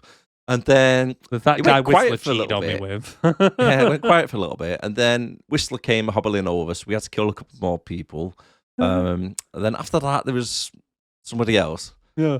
I had to kill me first barber because he couldn't get the sides right. I just tattooed a thing on his side and said it was familiar. He wasn't really, but, Whistler didn't know. Oh. You know how I mentioned before that they have the tattoos and stuff? Yep. Again, do you think Blade's tattoos is just like the ultimate admin kind of code that he sticks his whole fucking head and neck in? Could be. Because he has tattoos, right? Who did his tattoos? There's a thought as well, right? So if you're a vampire and you have tattoos done, would it not just heal? Or would would the ink stay there? Well, obviously it does, but how long do you think you had to spend in the makeup chair getting tattoos done? Quite a bit, I reckon. Yeah. Yeah. Probably just be easy to just get them done real. I mean, 3 films in, you're thinking, fuck, I'm not sitting in that chair 1 more hour. You've actually got me thinking now. Yeah? I might go back to the first one, see if he's got the same tattoos. I have been thinking I might watch the first one because I really want to watch it I again. wonder if it stands up. What do you think? Yeah, it's one of my favourite films. It will. It must do. Out of nostalgia, out of anything. Yeah. I'll be biased. Yeah. Well, the doctor, like you say, the doctor comes in and he starts asking Blade if he gets sexually aroused by drinking blood. Yeah, and then it turns out that Dr. Vance is one of the vampire's pets. He's a familiar. So's the police chief as well. Yes. See him shaking hands with the same tattoo on the wrist. They've got their little access code on their arm. What does he inject him with? Does he inject him with garlic? Right. Here's another thing that really kind of peed me off a little bit. Yeah, go on. So, the whole organisation of these vampires have been trying to kill Blade for 3 films. Yeah. Right? I don't know how many years that is over, but it's a long time. Fair bit. It's killed over 1,000 familiars. Mm-hmm. It's killed over about 10,000 vampires. Yep. It's a real big thorn in their business. So they've got him handcuffed up in a police cell with one of their guys in charge of holding him, why didn't they inject him with something that would kill him there and then? That's a good point. Because I'm sure the FBI people would not allow you to inject a huge ass needle into somebody's neck, regardless what it is. You know what I mean? Yeah, even if he was like, them. trying to sedate them or whatever, yeah. I'm sure you wouldn't sedate people with like a huge needle in their neck anyway. I don't think it works like that. I know what you mean. Like, you could have... Because, like, if Blade was killed like one of the vampires, let's say he stuck some silver in his neck, would he turn to dust as well? I don't know. Because like say he's half-bred, that thing. But if you put like nitrous or some shit in his neck, would have killed him. Well, yeah. Or anthrax or whatever. Just poison him or something. Inject him with like some, I don't know, garlic or silver or something. Yeah, but... or COVID. Or COVID, yeah. Vampire strain. Just kill him there and then. Why drag it out? Just turn him to dust and then just be like, where's Blade gone? Oh, why is it so dusty in here? That's what the FBI would be like. They'd be like, what's all this fucking dust? You know? Says that was a vampire. It's mad though that the clothes also turn to dust as well though. That's a good point. Yeah. Yeah, that's a good point. Huh. Because it just, all that'd be left was a pile of dust with sunglasses on top. That's a good point, actually. Yeah. Oh. But now, so he injects him to kind of sedate him because he comes in giving a diagnosis that the guy's a complete psychopath. Yeah. Which, the fact that he just told them that he killed 1,182 people, they're probably already aware of that. Yeah, yeah. Plus the videotape of him murdering someone in not broad daylight, but in the middle of like public, in the middle of the bloody street. You know, you don't need a doctor to tell you that someone's a bit of a psycho from that, do you? True. Danica turns up now, looking like a street hooker on meth, with Triple H and crew to take Blade away. As they're removing Blade's handcuffs, why? Like, I'm sure they're not standard police issue handcuffs because they look like old slaver cuffs from the 1800s. Yeah, they do. They're like proper shackles. They wear shackles because they have to. It's like they have to pull the pins out to get him out of it, don't they? Yeah. I mean, normal police cuffs not work? No. No. That is a good point. Think they're made of silver? Well, this is the whole thing. They don't believe in vampires. Well, no, they don't. We're taking a piss out of them, so why would they get something which will be extra strength? Huh. Yeah, they were like shackles. Yeah, they really were. Bit racist. Yeah. Then Danica tells him he's all alone now. And then, boom, pops a vampire burning through the window of the spyglass. And who could that be? Mr. Fuck You. Mr. Fuck You, indeed. Mm. Well, yeah, he throws like vamp comes Superman in through the glass, turned into ash as he goes through, which I thought was quite a good scene. Yeah, that was quite good. But I was watching as well as they were talking to him. I was like, "There's a big mirror there. I'm going to watch to see if any of them reflect." But luckily, he must have thought of that. Thank God, because none of them. You don't actually see a scene of them in front of the mirror. If you know what I mean, it's kind of like cut away. Right. But you'd think though, that like if the FBI kind of just happened to come in the room and they're like, oh, all these people, none of them are reflecting in the glass. Yeah. It'd be a bit of a giveaway, wouldn't you? That's a good point, that, yeah. But do you know when they don't reflect in the glass and stuff like that? You'd still see the clothes though, wouldn't you? In theory, yeah, you would. It'd be like the Invisible Man, wouldn't it? Yeah. But like does Blade reflect in glass? Blade reflected in the glass though, didn't he? Yeah, I'm sure that he would have noticed that. I was thinking about that just then. Yeah. In the first one, I can't remember if he reflects in the glass or not. Would he be a daywalker? Maybe it's one of his powers. Possibly. Because in the original, it's that his mum was bitten while he was in the room, wasn't it? Yeah. That's why he's a daywalker. Yeah. Because it's not because he's ginger like in South Park. No. Right. Go on. Okay. Go on. Right. What you thinking? My thinking is, so everybody's end game is they want to be like Blade, where they want to be daywalkers. Yeah. Why don't they just buy a bunch of pregnant women? Yeah. And then that will start the gene of half-breeds. Well, yeah. Surely. Make more Blades, get them pregnant, and then, yeah. And then their offspring will be vampires. Daywalkers. Well, yeah. I mean, wait. It worked with Blade, didn't it? Yeah, I'm getting a bit confused now, actually, because can they procreate? I don't know. I know in some lore the vampires are sterile, aren't they? I don't know. Well, Twilight. Supposed to be. But then he ends up having a fucking baby, doesn't he? That creepy fucking child. Yeah, he also glistens as well. Well, yeah. Imagine if Blade glistened in the sun. Jesus. That's why I call him Daywalker, because when he's walking around, it's too bright. He's like the sun. Anyways, back to this. So Hannibal King jumps through the window. Why does Danica scream, Hannibal King? Are they going to start screaming names of people to get introduced to the film now? Jessica Biel. No. It is a bit daft. Hannibal King. Saying that, actually. Yeah. When they run down a corridor, Hannibal shouts, Whistler. Whistler. Introducing everybody. Whistler in the house. Yeah. Yay, Hannibal King. Woo. Oh, but Hannibal just jumps through the glass and then just starts getting choked out by Triple H, doesn't he? Why he got choked out straight away? Why? You see how slow he was taking to aim? Yeah. He jumps through the thing, bang, shoots one person, but because the other 3 vampires were in the room and the main characters, yes, he goes, it's slow, trying to like aim, and then gets choked out. Yeah. It's very, very slow. I watched it back 3 times, like, why are you taking the time to aim? Just shoot, point, shoot. I think he's got a thing for them. It's his old troop, isn't it? We find out later on. Could do. He gives Blade some steroids, and luckily for Blade, all his gear's just laid out next to him. Yeah, except for his sword. Yeah. But yeah, luckily they brought it all and put it in the same room with him, which seemed a bit stupid. Yeah. But when they do start escaping and they go out into the corridors of the police station, yep, that must be the most confusing place to work ever, because every corridor looks exactly the same, and it's like little squares of like rooms, and they're all beige and all stuff like that. Because you see like men running around, and I'm like bright white, wasn't it? Yeah, well, like bright white, but yeah, they all look the same, and it's like you'd never find. If I worked there, it'd piss me off because you'd never find your way out. That's true. Be like, there's nothing on the wall, was there? No, there were no signs or anything like that. Even Blade gets pissed off and fucks off through a vent. Now we can suddenly jump one jump into the fucking ceiling vents. Oh, I got sucked through, didn't I? Yeah. Like, beat me up, Scotty.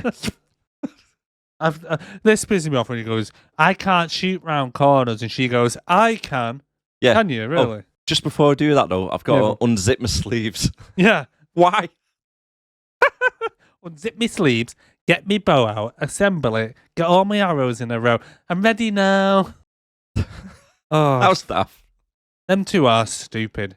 But to get the bow out, and he's got UV rounds in the bow. Yeah. Yeah. Ugh. Yeah, they had that.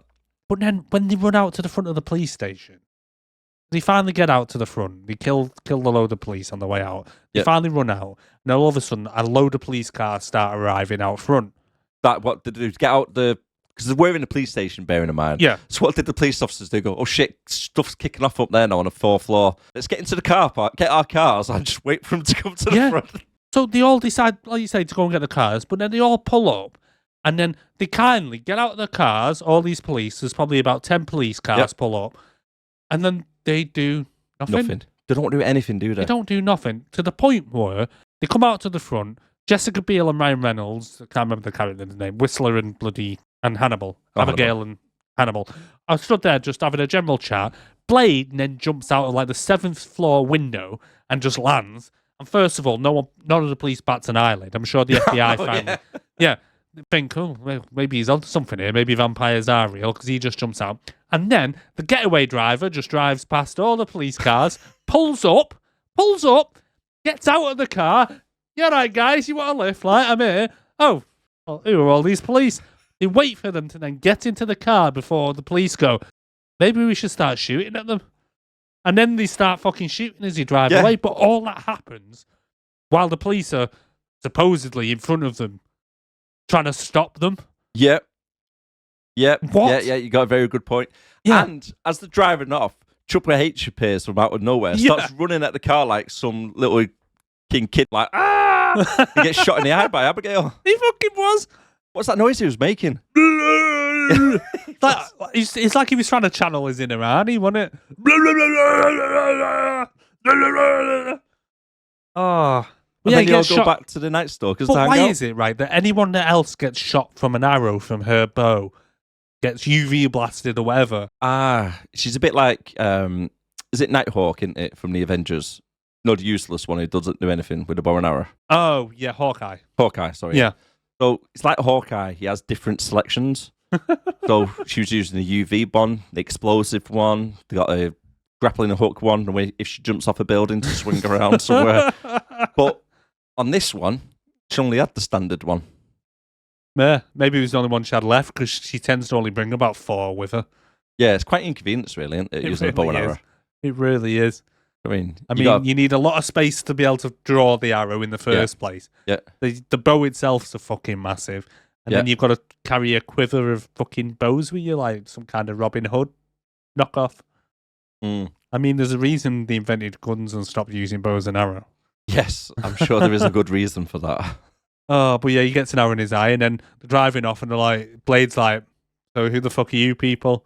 And she goes, I'm Abigail. And he goes, Whistler's daughter.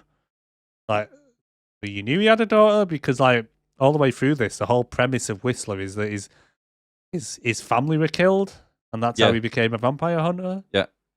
So but he happened to have one that... Conveniently, he had one out of wedlock. Mm. Yeah.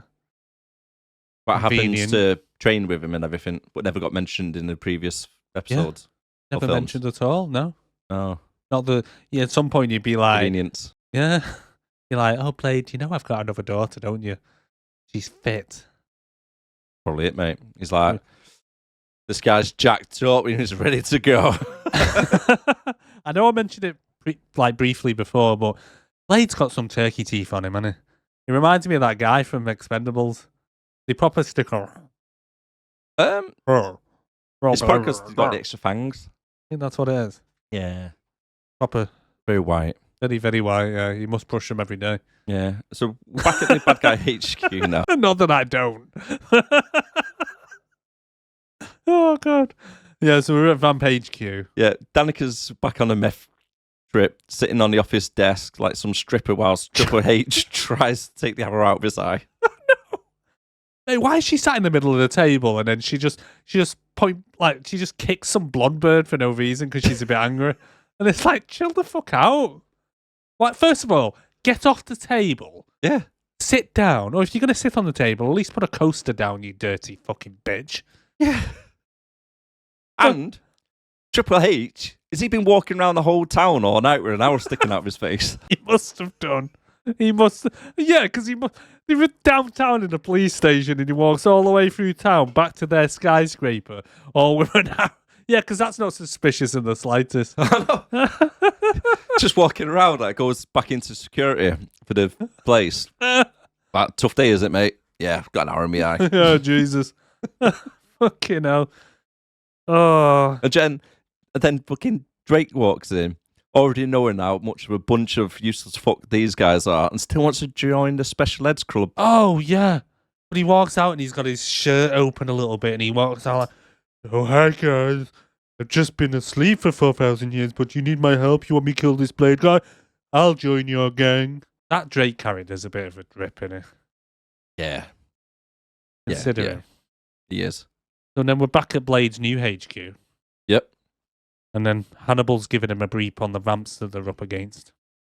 Saying, this one's Dancia, whatever her name is, Daisy Sandero. This is his brother. Toyota, whatever. I can't remember the fucking names. I can't remember the brother's name. But basically, he had like a GoPro on his gun or something. Could you get footage of him like? Oh, killing them? Yeah. As you do.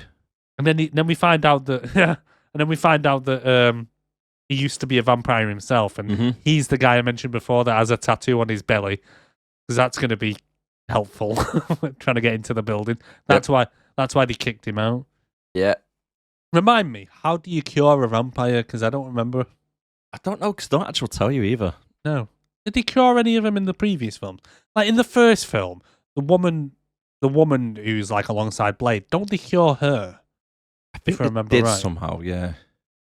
Did he just like, I don't know, just keep injecting her with garlic or something daft like that? I can't remember. But I think they got the cure for her because she didn't turn at the time, so it was like preventing it. Was it? I might be confusing it with something else, but is it that you've got to do it before they have the first drink or something like that, or is that something else? Because possibly, because surely he was he was a vampire for a while by the sounds of it, because he was rocking with their crew. Yeah. Because that bird, that sticky bird and that, and all the others, and Triple H was part of his old gang, wasn't it? Yeah, yeah. And then Abigail came along and cured him with a quick... Sucked it out. Sucked the venom out of his... Maybe it's like a snake bite. Maybe it is. Yeah. Maybe it is. Suck the venom out. Yeah. Bit of olive oil in the mouth. Yeah. A bit of olive oil, Yeah. Just like... This would be like Blade's like... Jesus. So we get a bit of an expo dump on Dracula. Right, okay. This bit, right, is a bit of bullshit. Yeah, go on. Right. So they found a tiny piece of his armor. Yes. Right? Yep. This piece is probably about as big as an SD card or something. Yeah. Like a micro SD card. Tiny little thing. And then they put it into a computer, and somehow it computer generates what it would look like. Yeah. What? Down to the T. But not only that, they know Drake's blood type from it. They know his favourite food. Yeah. They know where he hangs out on weekends. Yeah. They know what he looks like. They know that he goes by the name of Drake. Just by this little piece. I thought that. I call it bullshit. Oh, what's that, Arnie? What's that? I Yeah, can't what's think that, of mate? Arnie saying something. Bullshit. Yeah. Yes. Yes, mate. Spot on. Spot on. But yeah, how did they manage to get that from a small town? Where did they even get the tiny piece of armour from in the first place? Again, I don't know. So we find out that he was the first vampire, so we get a bit of an expo dump, that he was Yep. the first vampire somehow. And they say that they found him in Iraq, which they never. They found him in Syria. Yeah, So that's I let right, them yeah. off with that, yeah. And, Yeah. yeah. See, a little bit, I did read a bit of trivia that they said that apparently he was supposed to originally be in Iraq, but the time that the film took place, someone pointed out that, if an unnamed helicopter went flying through Iraq, they would either be shot by Iraqi insurgents or the US Army themselves. So they were like, oh shit, we better change the title card to Syria at the beginning instead. But it's bullshit. They get all this information from a tiny piece of whatever. Piece of armour. Yeah, it doesn't add up, does it? No. So they know way more than they should. Anyway, then we cut to Drake going for a little walk. Oh my god, yeah. You think Whistler walks slow? Oh. Right, this guy walked so slow through the city, they had to film it with a time lapse. Yeah, they did, yeah. Mate, and he gets really pissed off when he walks past the Dracula shop and realises he ain't been getting his check for his merch. Oh, yeah. He owes a little bit of there, doesn't he? He's fucking well pissed off. He walks into the shop and they sell everything Dracula bloody cornflakes, Dracula bobbleheads, all stuff dildos. And he walks in and he goes, I'm here for my check. And they're like, what are you on about? He's like, I'm Dracula and you're using my image rights. So you owe me this amount of money. I spoke to my lawyer. And they're like, nah. So he throws one of them through the window and drinks the blood of the bird. Yeah, pissed off, doesn't he? Yeah, happened.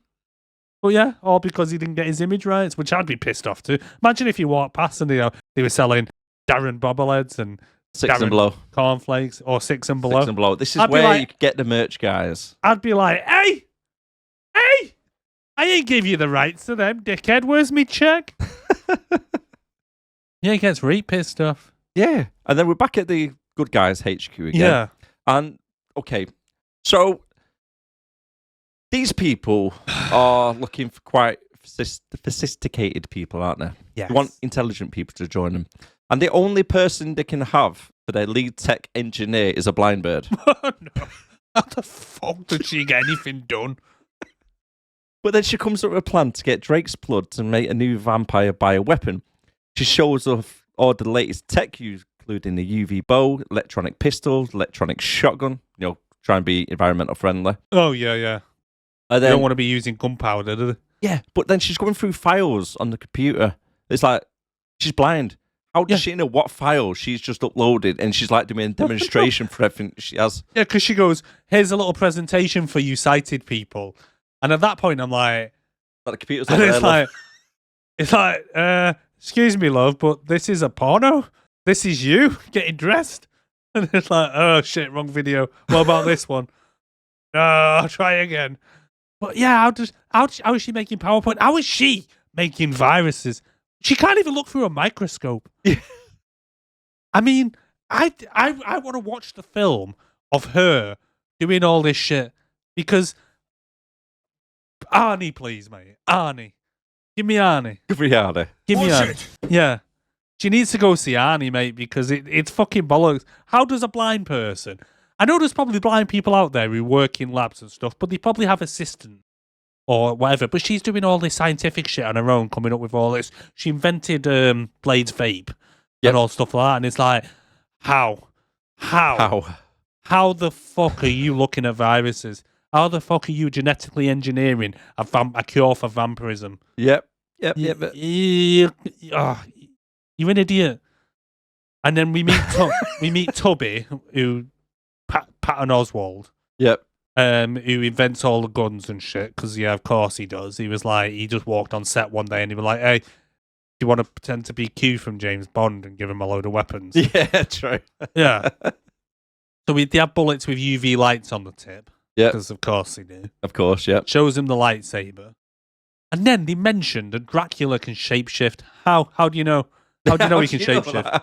How? Oh, that little piece of armor they found. Yeah. From that. Yeah, they deciphered that he can shapeshift. Yeah, of course. But then they want to use, like you say, Dracula's blood to finish this virus. Yep. But then yeah. Dex comes back from stealing a new car.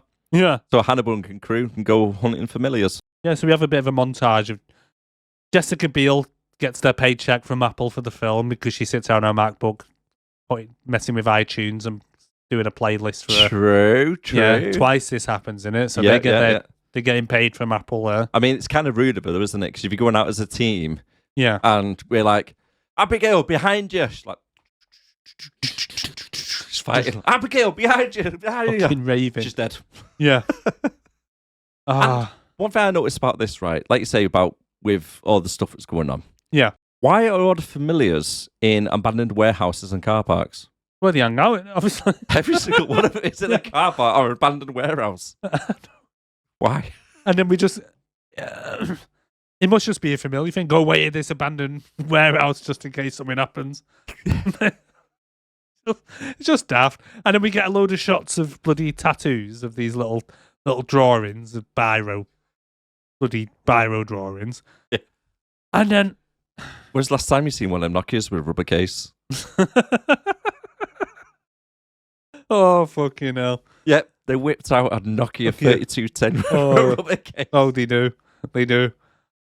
I mean, them things, mate, you couldn't break one of them. Mate, you could kill vampires with them. You could throw it at its head and kill it. Yeah.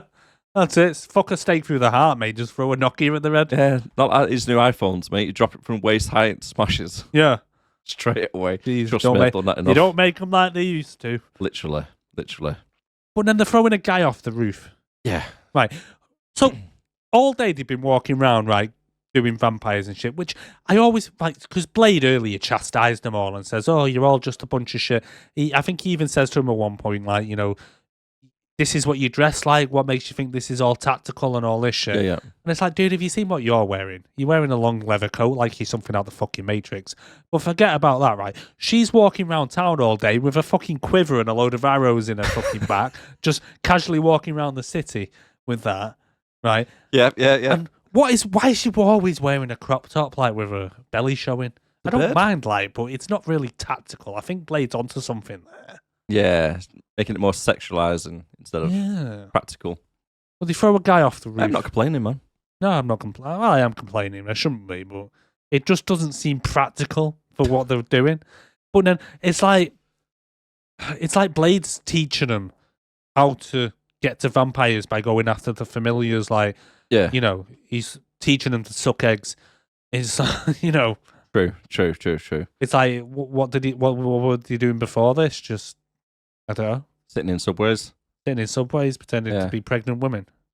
Or women with babies. Just killing a bunch of kids all the time. Yeah. Once in a while to get vampires. Just chavs. Just going after chavs. Like, yeah. Just stop them all up. One of them was a vampire tonight. Oh, good. So it makes up for the other 80 from last week. So they're dangling a chap from the roof trying to get some information from him. Yeah. And then luckily he gets a call from the doctor guy, Dr. Vance, from the beginning. That is right. Yeah. And then Blade drops him. Yep. And Dr. Vance's place of work is more security than Fort Knox. Yeah. It really is. You It's walk like, in, there's- literally, they go through metal detectors first, and then something else, and then up in an elevator, and then there's like 500 guards just running around fighting and stuff. Like, what the hell is going on here? Oh, there was. There's For- so for just many a- guards. For just a normal fucking office building. Imagine, right, being one of his patients, like a psychiatry patient, going in there. Imagine if you had paranoia. You went in and you were like, what's with all the armed fucking guards? Jesus Christ, metal Here to get me. detectors and shit. Jesus. Hey? They're here to get me. They are.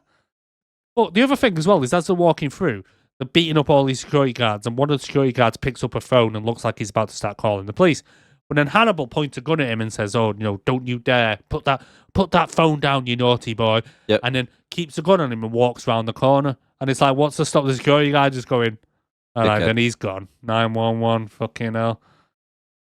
I At don't least think the phone shoot the 911 phone, would they? kill him or something. I don't know. Yeah. Well, they might not be in on the old vampire shit. True. But how is Abigail knocking guards out with kicks to the chest? I don't. Like one kick to the chest, they go, dead on the floor. Maybe they just jizzed. I'd love to get kicked in the head by her, to be fair. Be like, oh, she touched me. I need a sleep now and a cigarette.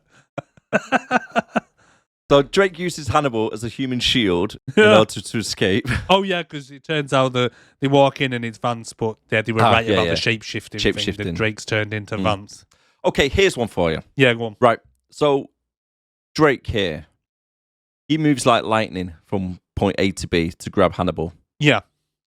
Why doesn't he kill everybody in that room there and then instead of pissing about? I don't know, because he decides to go for a jog with Blade, doesn't he? But he could kill Blade. I know. I reckon he could kill Blade Easily. there and then. I don't know why they're playing with him. It's weird. So he could have snapped bloody Hannibal's neck, stabbed bloody Abigail, Yeah. knocked two of them down straight away, 'Cause and they're then just- fight Blade. They're just human. Yeah. And yeah, he's like a 4,000-year-old mega beast. Yeah. Instead of, like, say, he does his little speed trick, goes behind Hannibal, grabs him by the window, right? Why don't you just do speed trick, go behind him, snap neck, I know. done. Abigail, done. Blade. Done. It's stupid. It's like going back to the scene when they're in the police station. Like they could have just killed him there and then. Yeah. Dr. Vance could have just killed him there and then. Yeah. It's like you say, right? They go for a little jog around the city now, doing some parkour. He stabs Hannibal in the chest though for no reason, which is a bit uncalled for. Yeah, stabs him with a spike, then a Yeah. stake. I mean, why didn't he just kill Hannibal? He's got a thing for Hannibal because this is twice now that he's. Well, it's going to be twice soon. Yeah. Yeah. keep Anyway, him alive. but- Did you notice as well when they're running around the city, Drake just pushes a random moped rider off his bike? yeah, for no reason. He just runs past and goes, yeah.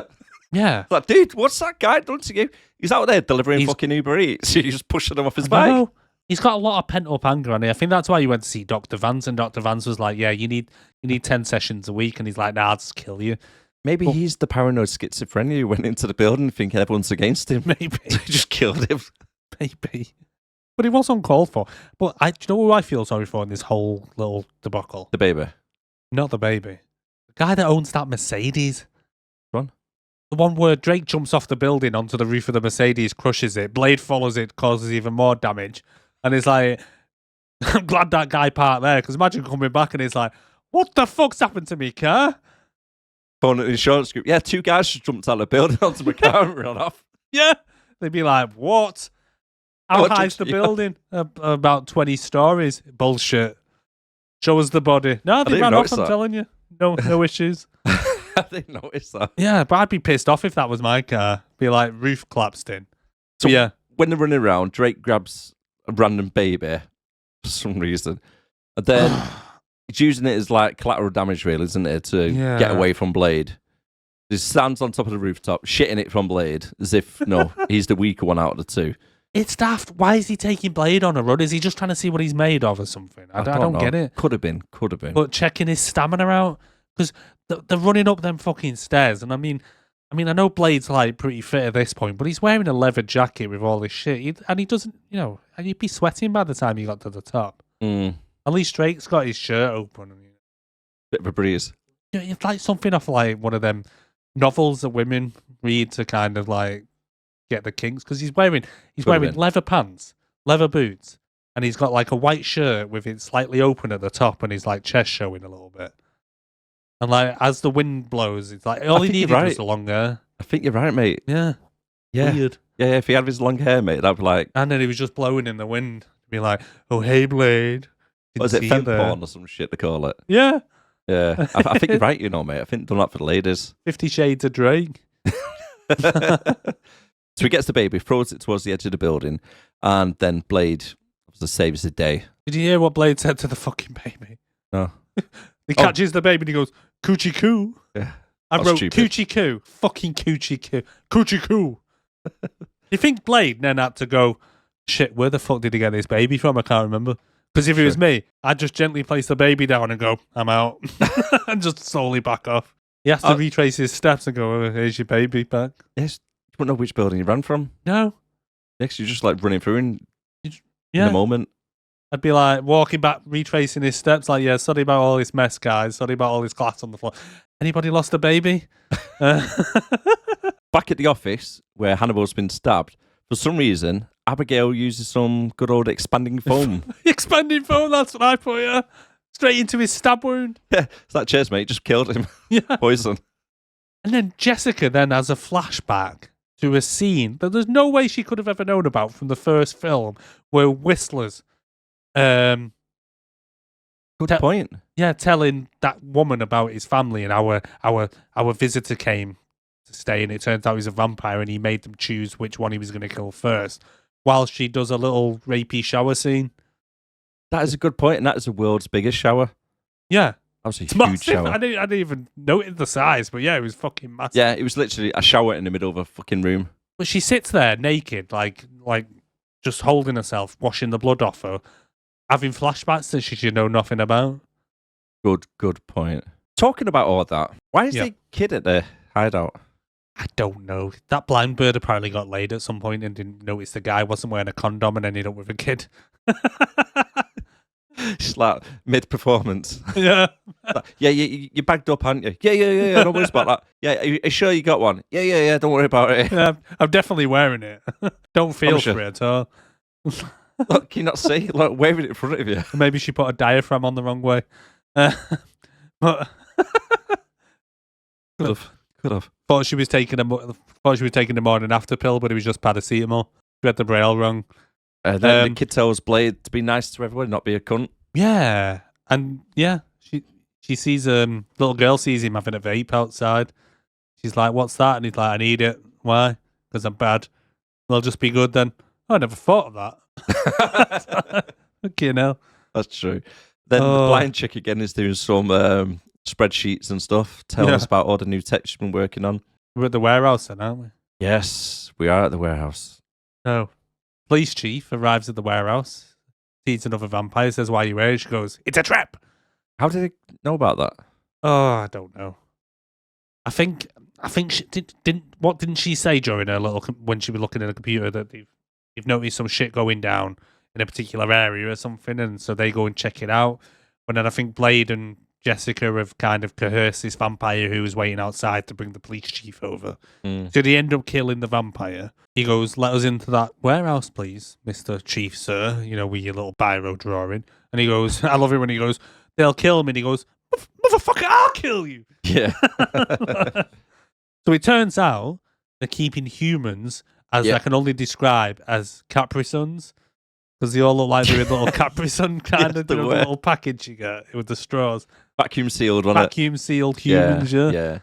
And, it's a human blood farm, isn't it? Yeah. Turns out Blade and Co ain't happy about this. No. But it turns out it's fine though, because they're using hobos. Yeah. Everybody's got AIDS and hepatitis and all that shit. Yeah. It's like, the AIDS patients over there on that row.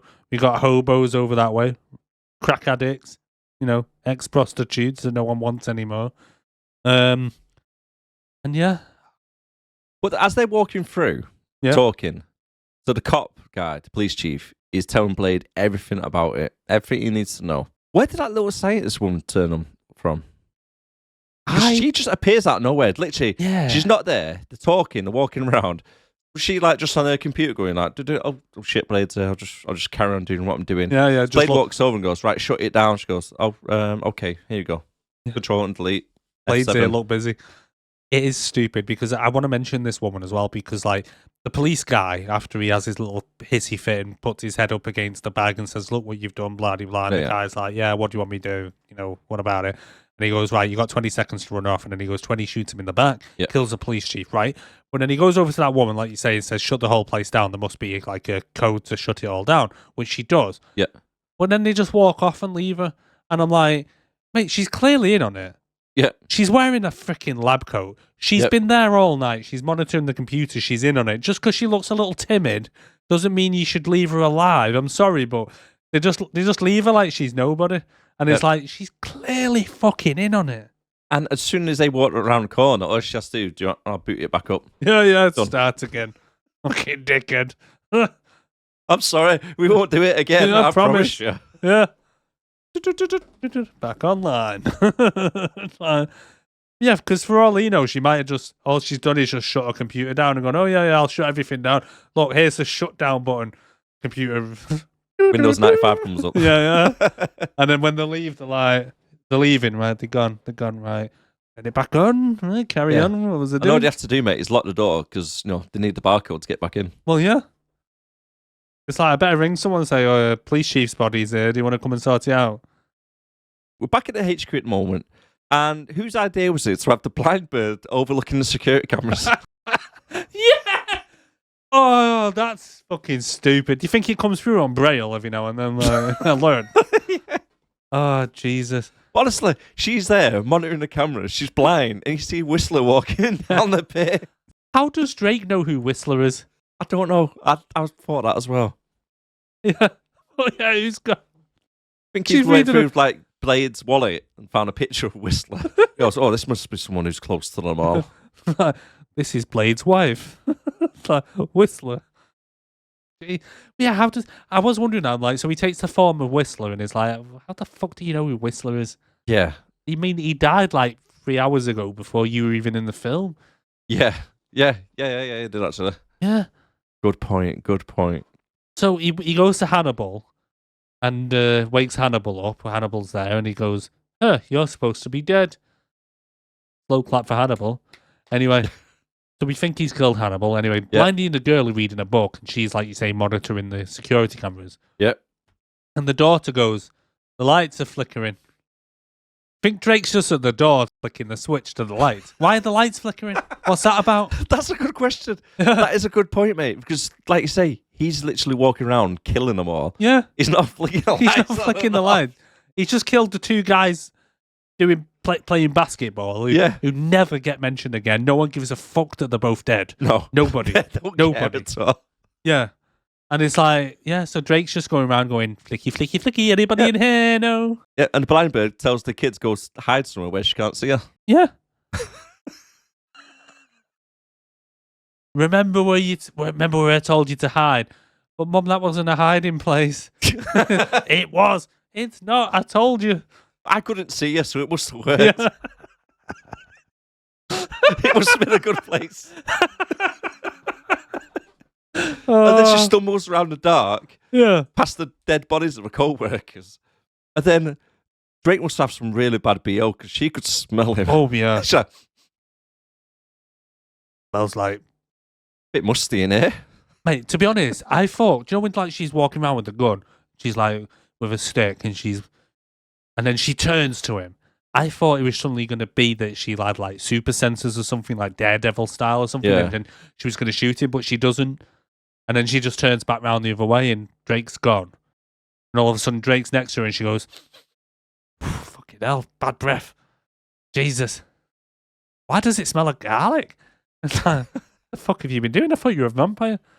But yeah, but then she screams really, really, really, really, really, really loud. Yeah. And I mean, just die quietly, love. Yeah. Jesus. What's she been in before? She was from American Pie. Yeah, I thought it was. Yeah. And then she's in a really good series, I think it's on Netflix, called Russian Doll. That's quite good. Not seen that. It's kind of like a take on Groundhog Day-ish. She relives the same day every day. Right. Good. She's a bit of a skank in it. But and the little girl's hiding in the vent. Yeah. Drake comes to get her. And then all of a sudden he's got stretchy fingers. He's like fucking Stretch Armstrong. He puts his hand through it and his fingers start extending out. And I'm just like, the fuck is this guy made of putty? That's a good point, actually. Yeah. Yeah, he did. He did. Fucking, they're just making up powers as they go along. Oh, mate, I can't reach this. Oh, it's all right. He suddenly has putty hands. Random. Yeah. They find all the crew dead. Oh, except Hannibal, who's been woken up by a vampire dog. Yeah. Guess so what? Blade and Jessica arrive home. They find that the place is trashed. Guess what? What? They're all the little dogs in this. Yeah. Remember the film Marvels? The cats. Oh, shit, yeah. Oh, good point. The Marvels ripped them off. Flurgans. Same universe, though, isn't it? Yeah. Ish. Ooh. Well, I do have a bit of a theory later on that Dracula might be an alien. Yeah, because you said that, didn't you? Yeah. Might be an alien. So maybe he made a couple of vampire cats on a planet and they became Flurgans. Maybe. Which Nick Cage goes herding later. Yeah. He really does. In the Marvels. Yeah. Herding cats, literally. With the exact same features. Yeah, it does. Yeah. Predator mouth. Predator mouth with an alien tongue for some reason. But they come back, find the place trashed, and nobody's bothered that the two guys are dead. Then they find the blind bird crucified. Yeah. I hate this scene because she's crucified. She's dead, supposed to be hanging, but she doesn't look like she's hanging. She looks like she's holding herself up. So I'm like, well, she might not be dead, but I know she's obviously dead in real life. Anyway, she pulls him down, and she's in the corridor, and she's holding him, and she's going, and then Blaze just stood behind her going, use it. Use it. Like little Yoda. Use it. And I'm just like, dude, just shut the fuck up. She's trying to mourn her friend. She don't want you standing behind going, use it. And then she's like, she starts screaming. He's like, no, I mean, use the corpse. I want to have a throw. It'd be pretty fair. And it's like, Jesus Christ. But yeah, the way he's just stood behind, I just thought that's his shit, seeing that. Yeah. Use it. I mean, how long do you think it took Drake to get her up there? It's not like they've had rope just lying around on the side. He's had to go right, what I need to do to get a good plan to get these pissed off. Right, I'm going to crucify friends. Right, okay. You got any rope anywhere? Yeah. Going through all the filing cabinets. Like, got to have some rope somewhere, surely. It's an abandoned warehouse. There's got to be rope somewhere. Going through all the cabinets and that lot.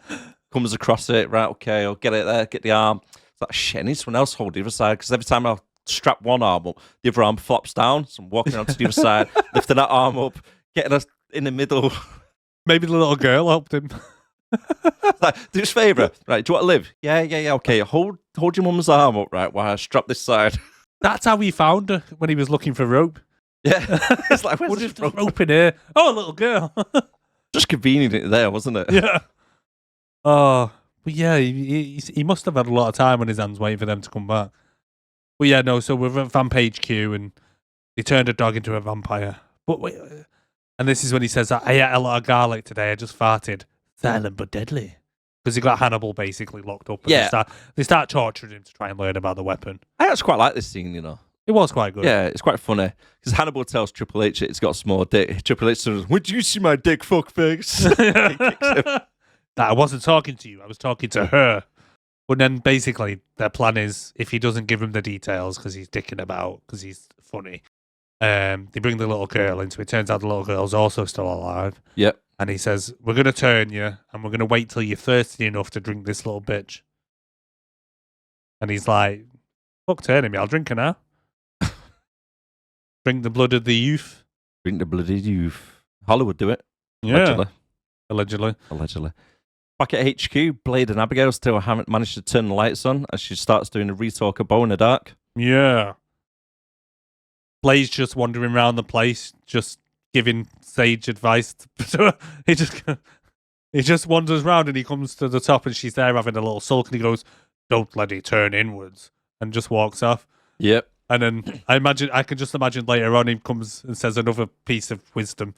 It's just like, dude, are you bored? Just go and stick telly on or something. Yeah. It's like, stop. I'm trying to prepare me shit here. Well, your dad always said to make friends. Yeah.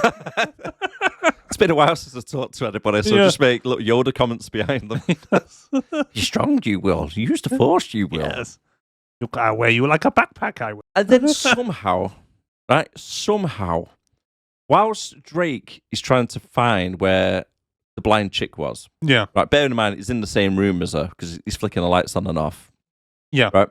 She managed to find a camcorder and film and upload onto the computer a video for Abigail before Drake managed to kill her. How to kill Drake. Yeah, I was wondering this because I'd put, how often does she update a message, or did she do it before she went looking for Drake? Because did she think, oh shit, the lights are flickering, you go and hide. Right, which one's the camera button? Yeah, right, it's me. If you're watching this, I must be dead. That sucks. I managed to finish the virus, luckily, I think it smells right because I can't see it. Would have been good What? if they made it into a bit of a spoofing, so it's like she stands up and walks into something, knocks everything over. Goes, yeah, here it is. So here's the thing that we need. It's over there. Yeah. And It's like, it's in this can.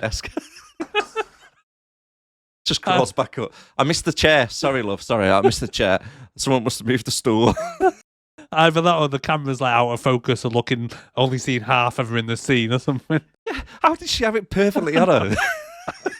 I don't fucking know. Oh, Jesus. And then some Swedish dude appears and tells them they only have one shot to get the virus to kill Drake. Because he has it now.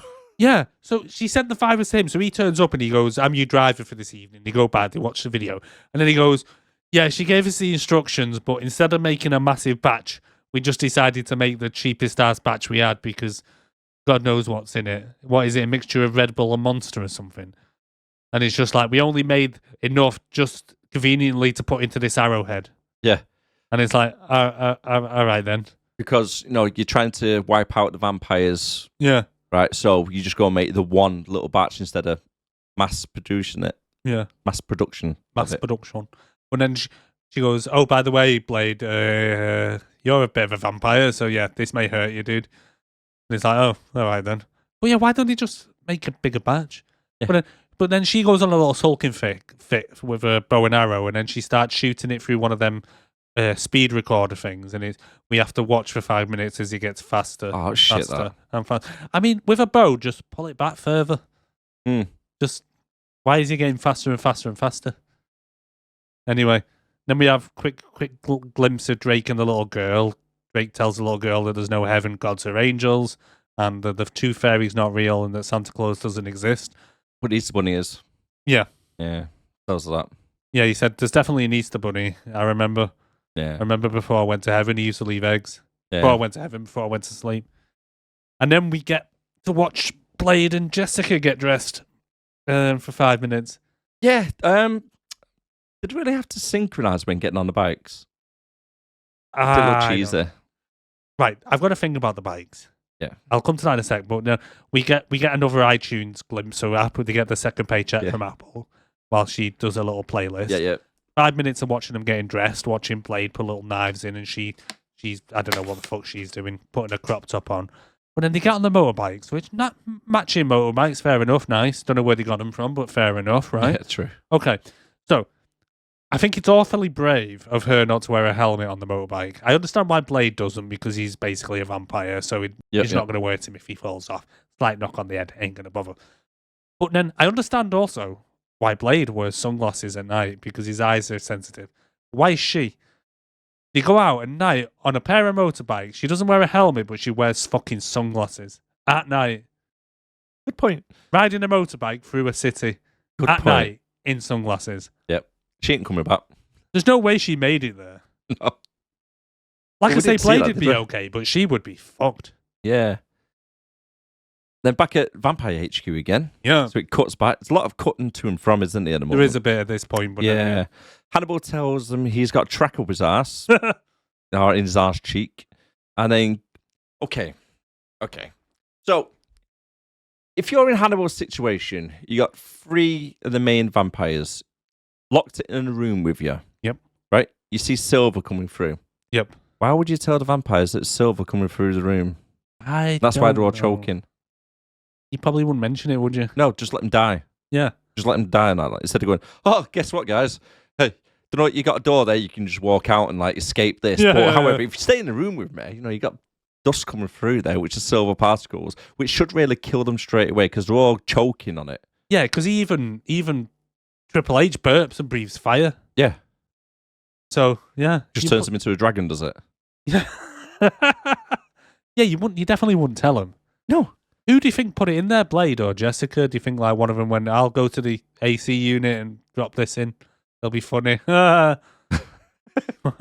mean, yeah, it's not a bad plan because in theory it would have gone through the whole building, not just in that one room anyway. Yeah. But then Blade helps rescue the guys because they're trapped in that room, choking on the silver dust. And Blade drops through the ceiling and then kicks Triple H through the door so they can all run off. Yeah. Just get the fuck out. Instead of getting his sword out whilst the lot's in a room, choking on Silver whilst they're vulnerable, he could kill them all straight away with a sword or whatever he wants to use. It's not gentlemanly conduct, though, is it? No. I mean... I'll just open the door for you and let them all out. I know. But, again, good scene. Blade's running around, kicking ass in the corridor. I like how Blade just leaves Hannibal tied up, though. Just walks past. He just fucks up. But I do like that as well, just before it all starts. She goes, stop it. No, about the tracker. She goes, stop it. It's not funny anymore. And I like it when he goes, I know it's not you horse-humping bitch. I'm like, oh, yeah, all right. Getting angry. I like it. It's getting there. So we've got the final battle. Yep. Blade slaps a few security guards about. Oh, that little boomerang he has. On the stairs. Boomerang on the stairs, yeah. That was wicked, that. Real like that bit. Again, they've just got all these vampires kicking about just as cannon fodder. Yeah. With Abigail, again, right? She's just kicking and punching all the vampires. Why didn't she get a gun out and just fucking kill them? Exactly. Why didn't they have a gun? All the security guards come to her and they're in that's the other thing. So this goes back to what I said I think it was in Fast and the Furious X. Yeah. When they're fighting them, hand-to-hand combat, but all the guys are wearing ballistic helmets, ballistic armor, goggles, and all this stuff. Yep. And yet she, as a woman, she's got a big shoulders according to you, but she's still managing to batter them and knock them out and all this shit. And it's bullshit. And not one of them brought a fucking gun, even though all the way through the film, whenever we see these guards stood at like sentry duty, they've all got fucking like an MP5 or something. But no one bothers to bring a gun because it's not fit for the plot. But yet she can throw a computer at them and kick a fucking chair into them. Yep, exactly, mate. Exactly. Oh, sorry. Whilst they're having pretty cool fights, Hannibal gets left out, doesn't he? So he gets ambushed by 3 vampire dogs before letting them run off the edge of the building. That's and then fucking stupid. So stumbles into Triple H, who's then looking for his dog. Yeah. So the 2 Rottweilers come with the Pomeranian, and then they go with the alien tongue out, which is random. And why would they just run off the edge of the building through the glass as well? Not just not the glass is broken, they don't realise it's an edge. They run through the glass. That's a good point, that, wouldn't it? Just like, because it's that high up. Yeah. The glass is not going to be that weak. It'd be like reinforced glass, wouldn't it? Yeah, they would just bounce off it. Yeah. I mean, it's fucking stupid. But then Blade's just walking around shooting vampires like they're literally fish in a barrel. Yeah. He's just like, boom, you're dead, boom, you're dead. You know what it reminded me? It's like fucking Thingy off Grimsby when he gets a gun. Yeah. And he's just walking around going, boom, oh, yeah, boom, another one, oh, Shot a pigeon.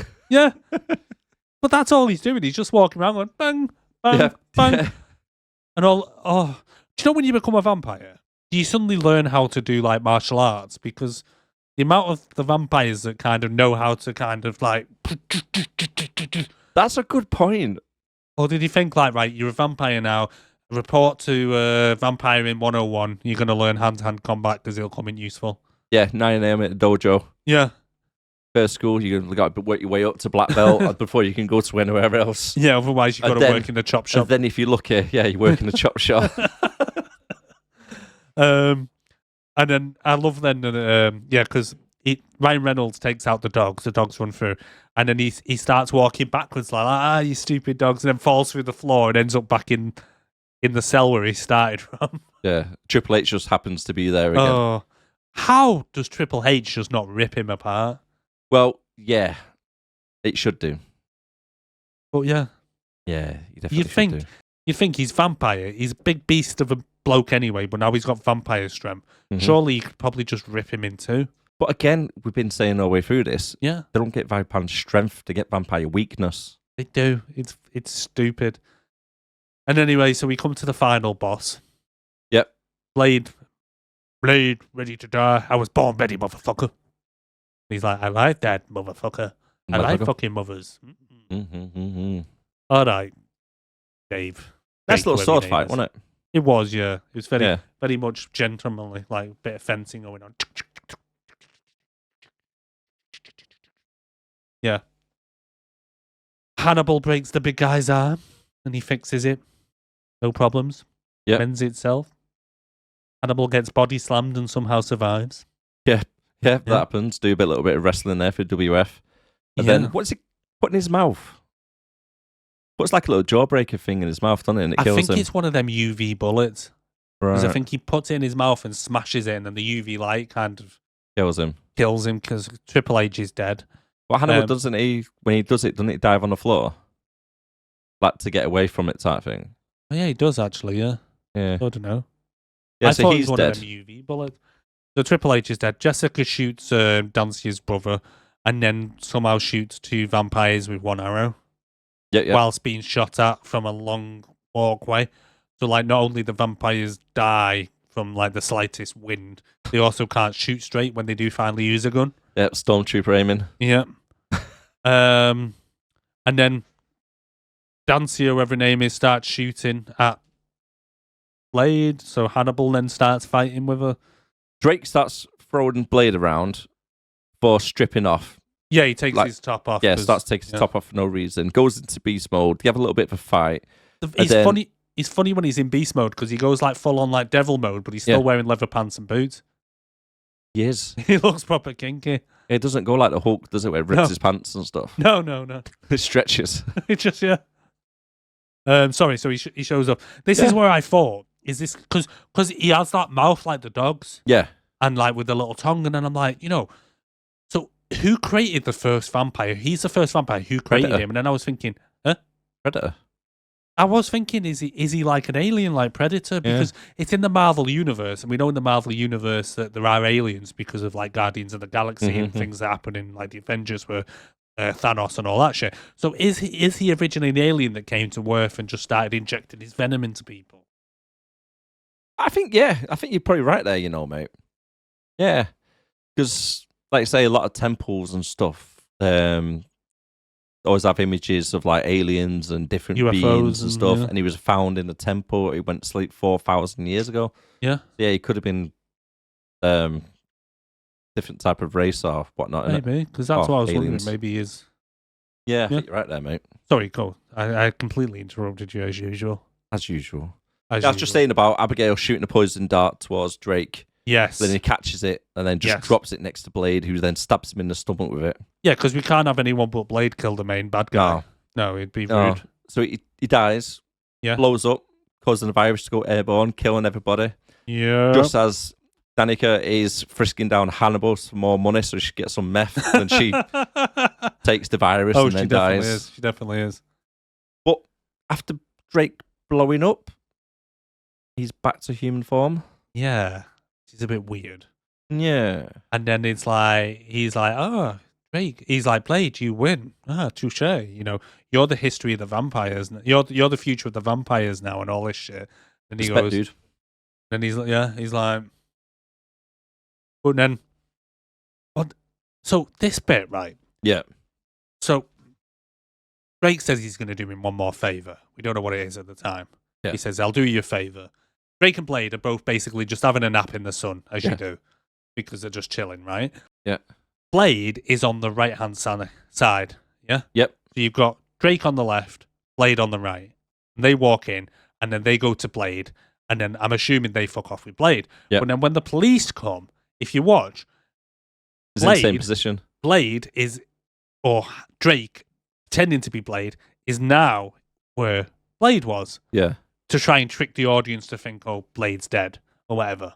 Who's got up and crawled over before dying and moved him shapeshifted. thinking, maybe the police know exactly what position he just died in. Maybe we should move it, even though there was no one about to even see it. You could have just left him in the same place. Yep. It's only for the audience, us motherfuckers. But how did the police know it was all kicking off anyway? Exactly, that's what I put. Like, who called the police? Who in the Vampire HQ dared call the police? Yeah. And just to turn up at the exact time when they both died. Yeah. Coincidence? So they take Blade's body and they go to do an autopsy, and then all of a sudden it turns back into Drake. Yeah, must have had a timer. Huh? Must have had a timer. Must have. It must have Because been it was on a the time. perfect time, wasn't it? Because Yeah. he's dead already. Just about before the arm tops there, and it's like shapeshift. Yeah, shapeshifts So- back to Drake. Right. That being said, would then the police have the specimen to do experiments on? Must do, because that's what I was thinking. It's like the FBI now have a possible, well, they have a vampire, but they also have a possible alien. Yeah. Now, if he dies, like he did, Yeah. do all the other vampires die? Or does it not work like that in this series? Don't know, because like I say, that's one of the laws, isn't it? If you get bitten, then who turns you? If they die, then you die. Yeah. Type thing. Same with werewolves, Vampire, isn't that it? one. It might be werewolves. I'm not sure. It's one of them. I've heard Yeah. it. I think no, it's vampires. That. Yeah. But then we cut to another voiceover from Hannibal, Yep. basically saying that Blade is now just reckless and driving into traffic, because you get a scene of Blade driving his motorbike through the middle of the street while all the cars, what looks like really slowly, because he used a time lapse on it again as he drives off into the sunset. And it's like, film over. Is that the credit rolls? That's credit rolls. So, Just a quick one. Yeah. Just a quick one. One. Yeah, just a quick one. Just a quick one. One. Sorry, mate. I like leaving you hanging sometimes. Oh. You didn't watch the after credits, did you? Didn't know there was one. Marvel. I know, but this is early Marvel, and I didn't think that they'd be doing it. Yeah, they had one. Well, what happens in it? So after all the credits, you skip Yeah. forward a little bit, and then we see Blade sitting in his car Oh yeah, and drives off. is that it? And that's it. Yeah, well done. What the fuck? Why? It was a pointless one. How far into the credits was it? Like right at the end? Right at the end, after everything. Oh my god! So there's people who probably sat in the cinema till right at the end just to watch Blade drive off in his car. And it was literally a 10-second scene. God. That room drive off. Like, Yeah. yeah, it's a bit shit, really. Because just seeing him drive off in the back, in the distance, in the last bit. Oh. So. Yeah. So that's the end of the film, guys. So if you've made it this far, thank you. Please like, subscribe. Yes. Aye, so Thank should you, we do the Falcon, results indeed. of the clip quiz? Click quiz, let's go. Yes. Have you concluded admiring yourself? Yeah. Well, your ring translator is functioning properly. Ooh. Your mask will appear when protection of your identity is required. There is no need for it on Oa. Talking fish. Was it the mask bit we give it away? It was, yeah. Green Lantern. Green Ryan Reynolds. Lantern. Yeah. If you got that right, let us know down below in comments. Yeah, or email Don't us on cheat. 6andbelowpodcast@gmail.com. We'd love to hear from you. No cheating. And Right. if you want to give us a little bit of a suggestion for a film as well, you could do that on email or Yeah. down below in comments as well. Yeah. So, do we move on to awards? Awards, yeah. Yeah. Also, if you've made it this far, you're one of the good ones. But if you want to play along for future film episodes, we do release them on YouTube on a community section or on Discord as well. If you want to join that, for what films are up and coming, and you can play along, and we will read them out as well if we've not done a recording for that episode when we come round to it. And the awards we give out is Best Actor, Worst Actor, Best Character, Worst Character, Hot Babe Award, and 3 things you liked about the film, Yes. along with the rating out of 10. Yeah. Can I cover Oh. everything? It did indeed. So, should we do the best actor? The King Best. Kong Award? Let's go. Here he is. Yeah, that's right. You better walk away. Go on, walk away, because I'm going to burn this motherfucker down. King Kong ain't got shit on me. Yeah. So, do you want me to go first? Yeah. Best actor? Jessica Biel. I've gone for that as well. Oh, hey. Hey. Well done, Jessica. Don't forget, you can't give the same actor two I different know, awards I know. for later on as well. Yeah, I know. So should we do the Steven Seagal Award? Steven Seagal awards. Golden Get straight into Seagal. it. I'm gonna take you to the bank, Senator Trent. To the blood bank. The Golden Seagal Award. Jesus Christ, mate. Don't be throwing shit. He just threw a seagull at me. Oh, Jesus. You want me to go first? Yes. Drake. Drake. Break. Okay. Thought he was terrible. It was well, it was a toss-up between him, Triple H, or Dancia. Yeah. I mean, there's no wrong answer. There is. Your answer. Yeah. Who have you gone for? I've gone for every single Vampire Goon. Okay. As a collaboration. Mass award. Yeah. Yeah. You could pretty much just say every vampire. You don't have to add Goon. The way they were dying, some of them, some of the deaths going, like that, was turning into things like, come on, overacting. That guy had seen his part. He's like, right, okay, I'm the boss guy number 4. Yeah. When I die on that bridge, vampires, no, it's going to be closing up onto me. I'm going to run over and I'm going to make that as much dramatic performance as I can. Yeah. Imagine as well going home to your mum and saying, I've got a part in the new Blade, and then you get on set and you watch the film and then you realise you're just the guy on the stairway who gets boomeranged. Yeah. You're literally on screen for like 2 seconds to just turn to dust. What you credited? Credited as Goon number 12. Yes. Dust pile number 5. Yep. So that is my award. Fair enough. Best character. If you're going for Blade. Okay, yeah, I was going to go for that, but then I thought it was too obvious. Yeah. I've actually gone for Triple H. Have you? Yeah, it made me laugh a little bit. Best character? Yeah, it made me laugh a Triple little H. bit. It's only because you got a hard on for wrestling you. I used to like him in wrestling, to be fair. Bet you had his action figure, didn't you, as a kid? I probably might have. Actually, no, I don't know how old I would have been for that age, but when I was watching wrestling, when I was about 15, 16, yeah, he was in it, so that's how long he's been around. He's still in it now as well. Fucking hell. Well, if you married into the McMahon family, probably. Yeah. Worst character? Asia Sandero. Dancia, whoever her name is. Same! Yeah! She was fucking terrible, mate. Yeah. We think alike now, don't we? We do. We do get quite a lot now similar. Yeah. We either get them similar or you get them wrong. Yeah. Hot babe. Jessica Biel. Can't go away. Of course I can. You know, you give it an award already. I don't give a fuck. I'm going her. You can't. Who else am I going to give it to? Dancia, the fucking cracker, or Triple H? No. Who have you gone for? Whistler. Jessica Biel. You gone for Whistler? I've gone for Jessica Biel. You've gone for the dad, haven't you? Jessica Biel. Yeah, definitely. Whistler. Which one? Which one? Blade's wife or the other one? Well, looking from behind, you won't tell the difference. Yeah, pretty much. Blade's wife or the love child? 3 things you liked about the film. Go on, you go first. Okay, I like the opening credits. Yeah. And when Blade's doing his little fight outside, the little chop for chop. Yep. I like Blade's fighting everybody down the hallways. Yep. Pretty much every single hallway is fighting. yeah. And I like the end fight as well. It wasn't too bad. Yeah.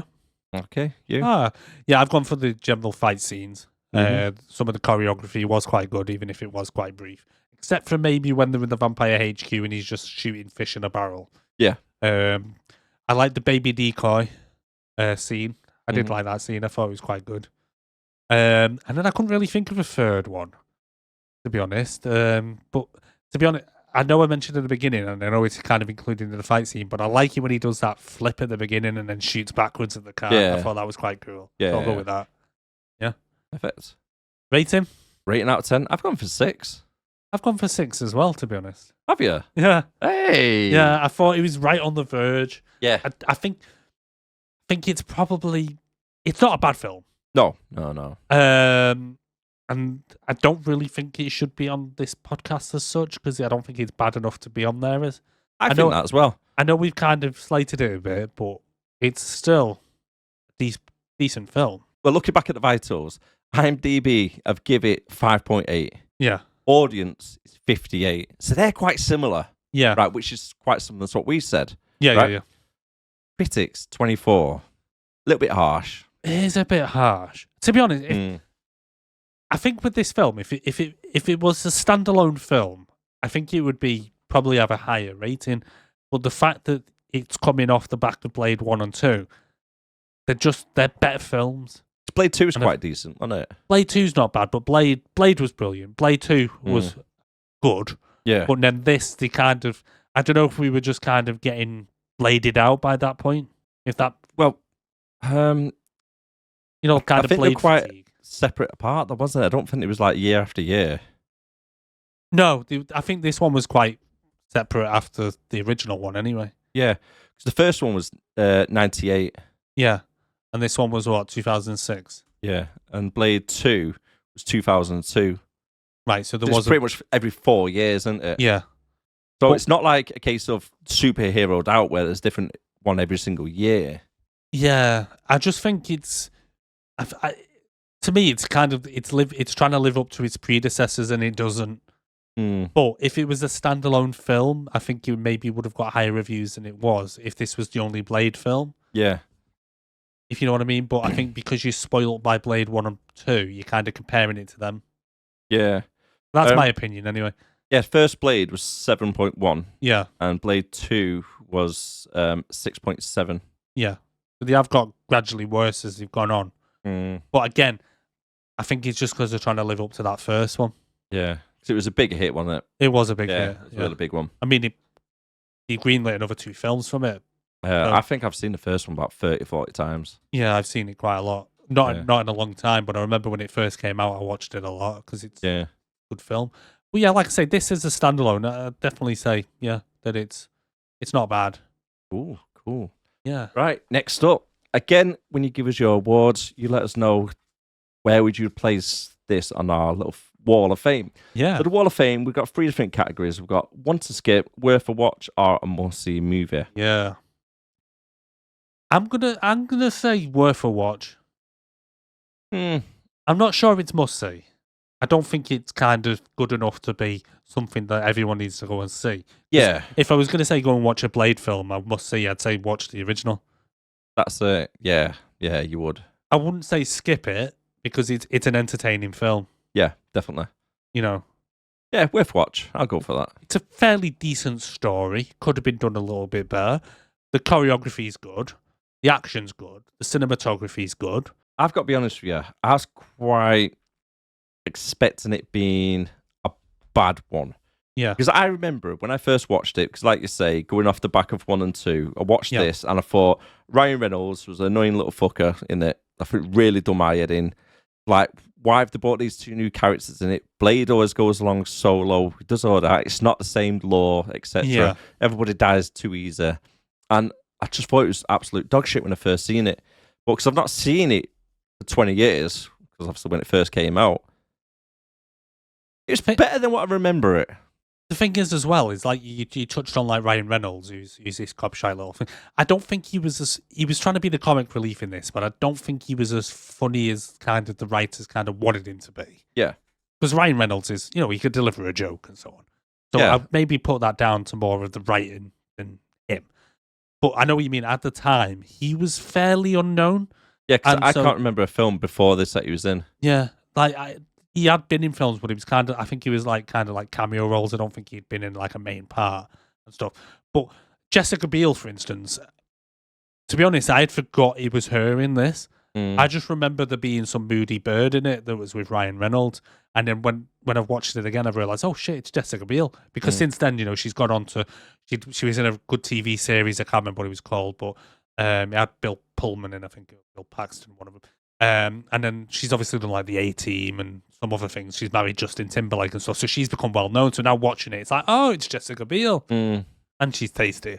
And then obviously Ryan Reynolds, we've had Deadpool and stuff. But now I'm comparing Deadpool humor to this. It's kind of like it doesn't really hit the mark. Right. But I know what you mean. At the time, it was kind of like, who are these fucking people? Like you say, Blade works alone. And yeah, they're just trying to bring one of them in for comic relief, and one of them's there basically just to replace Whistler.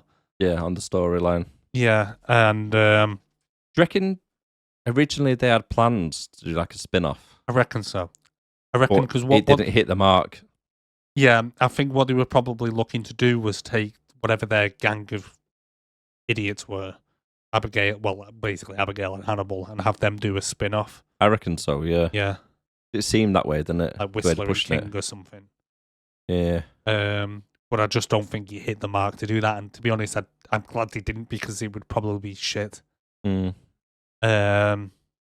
again, I've never read the comics, so these may have been characters from the comics, but I highly doubt it.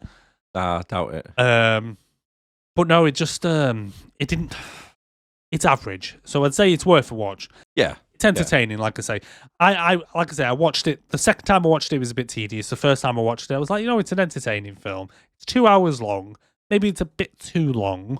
So what do you reckon? Worth a watch? Yeah, worth a watch. I'll go for that. Yeah. Okay. Yeah. Well, we'll wrap it up there. So next week we're doing Madame Web. Madame Web, indeed. God help us. We do this for you guys, so you better like and fucking subscribe, because Jesus Christ, if I have to watch another one of these shitty films and still be stuck on 110 subscribers, 110, mate, we're doing good. I'm going to have a fucking hissy fit. I made up with that. I am. I know. Yeah. Available on YouTube, Spotify, wherever you watch or listen to your podcasts. Yeah. Available. iTunes as well. But yeah. Thank you. Join us next week for that lovely fucking piece of shit of a film. I've been Darren. I've been Erik. Have a great day. Bye-bye.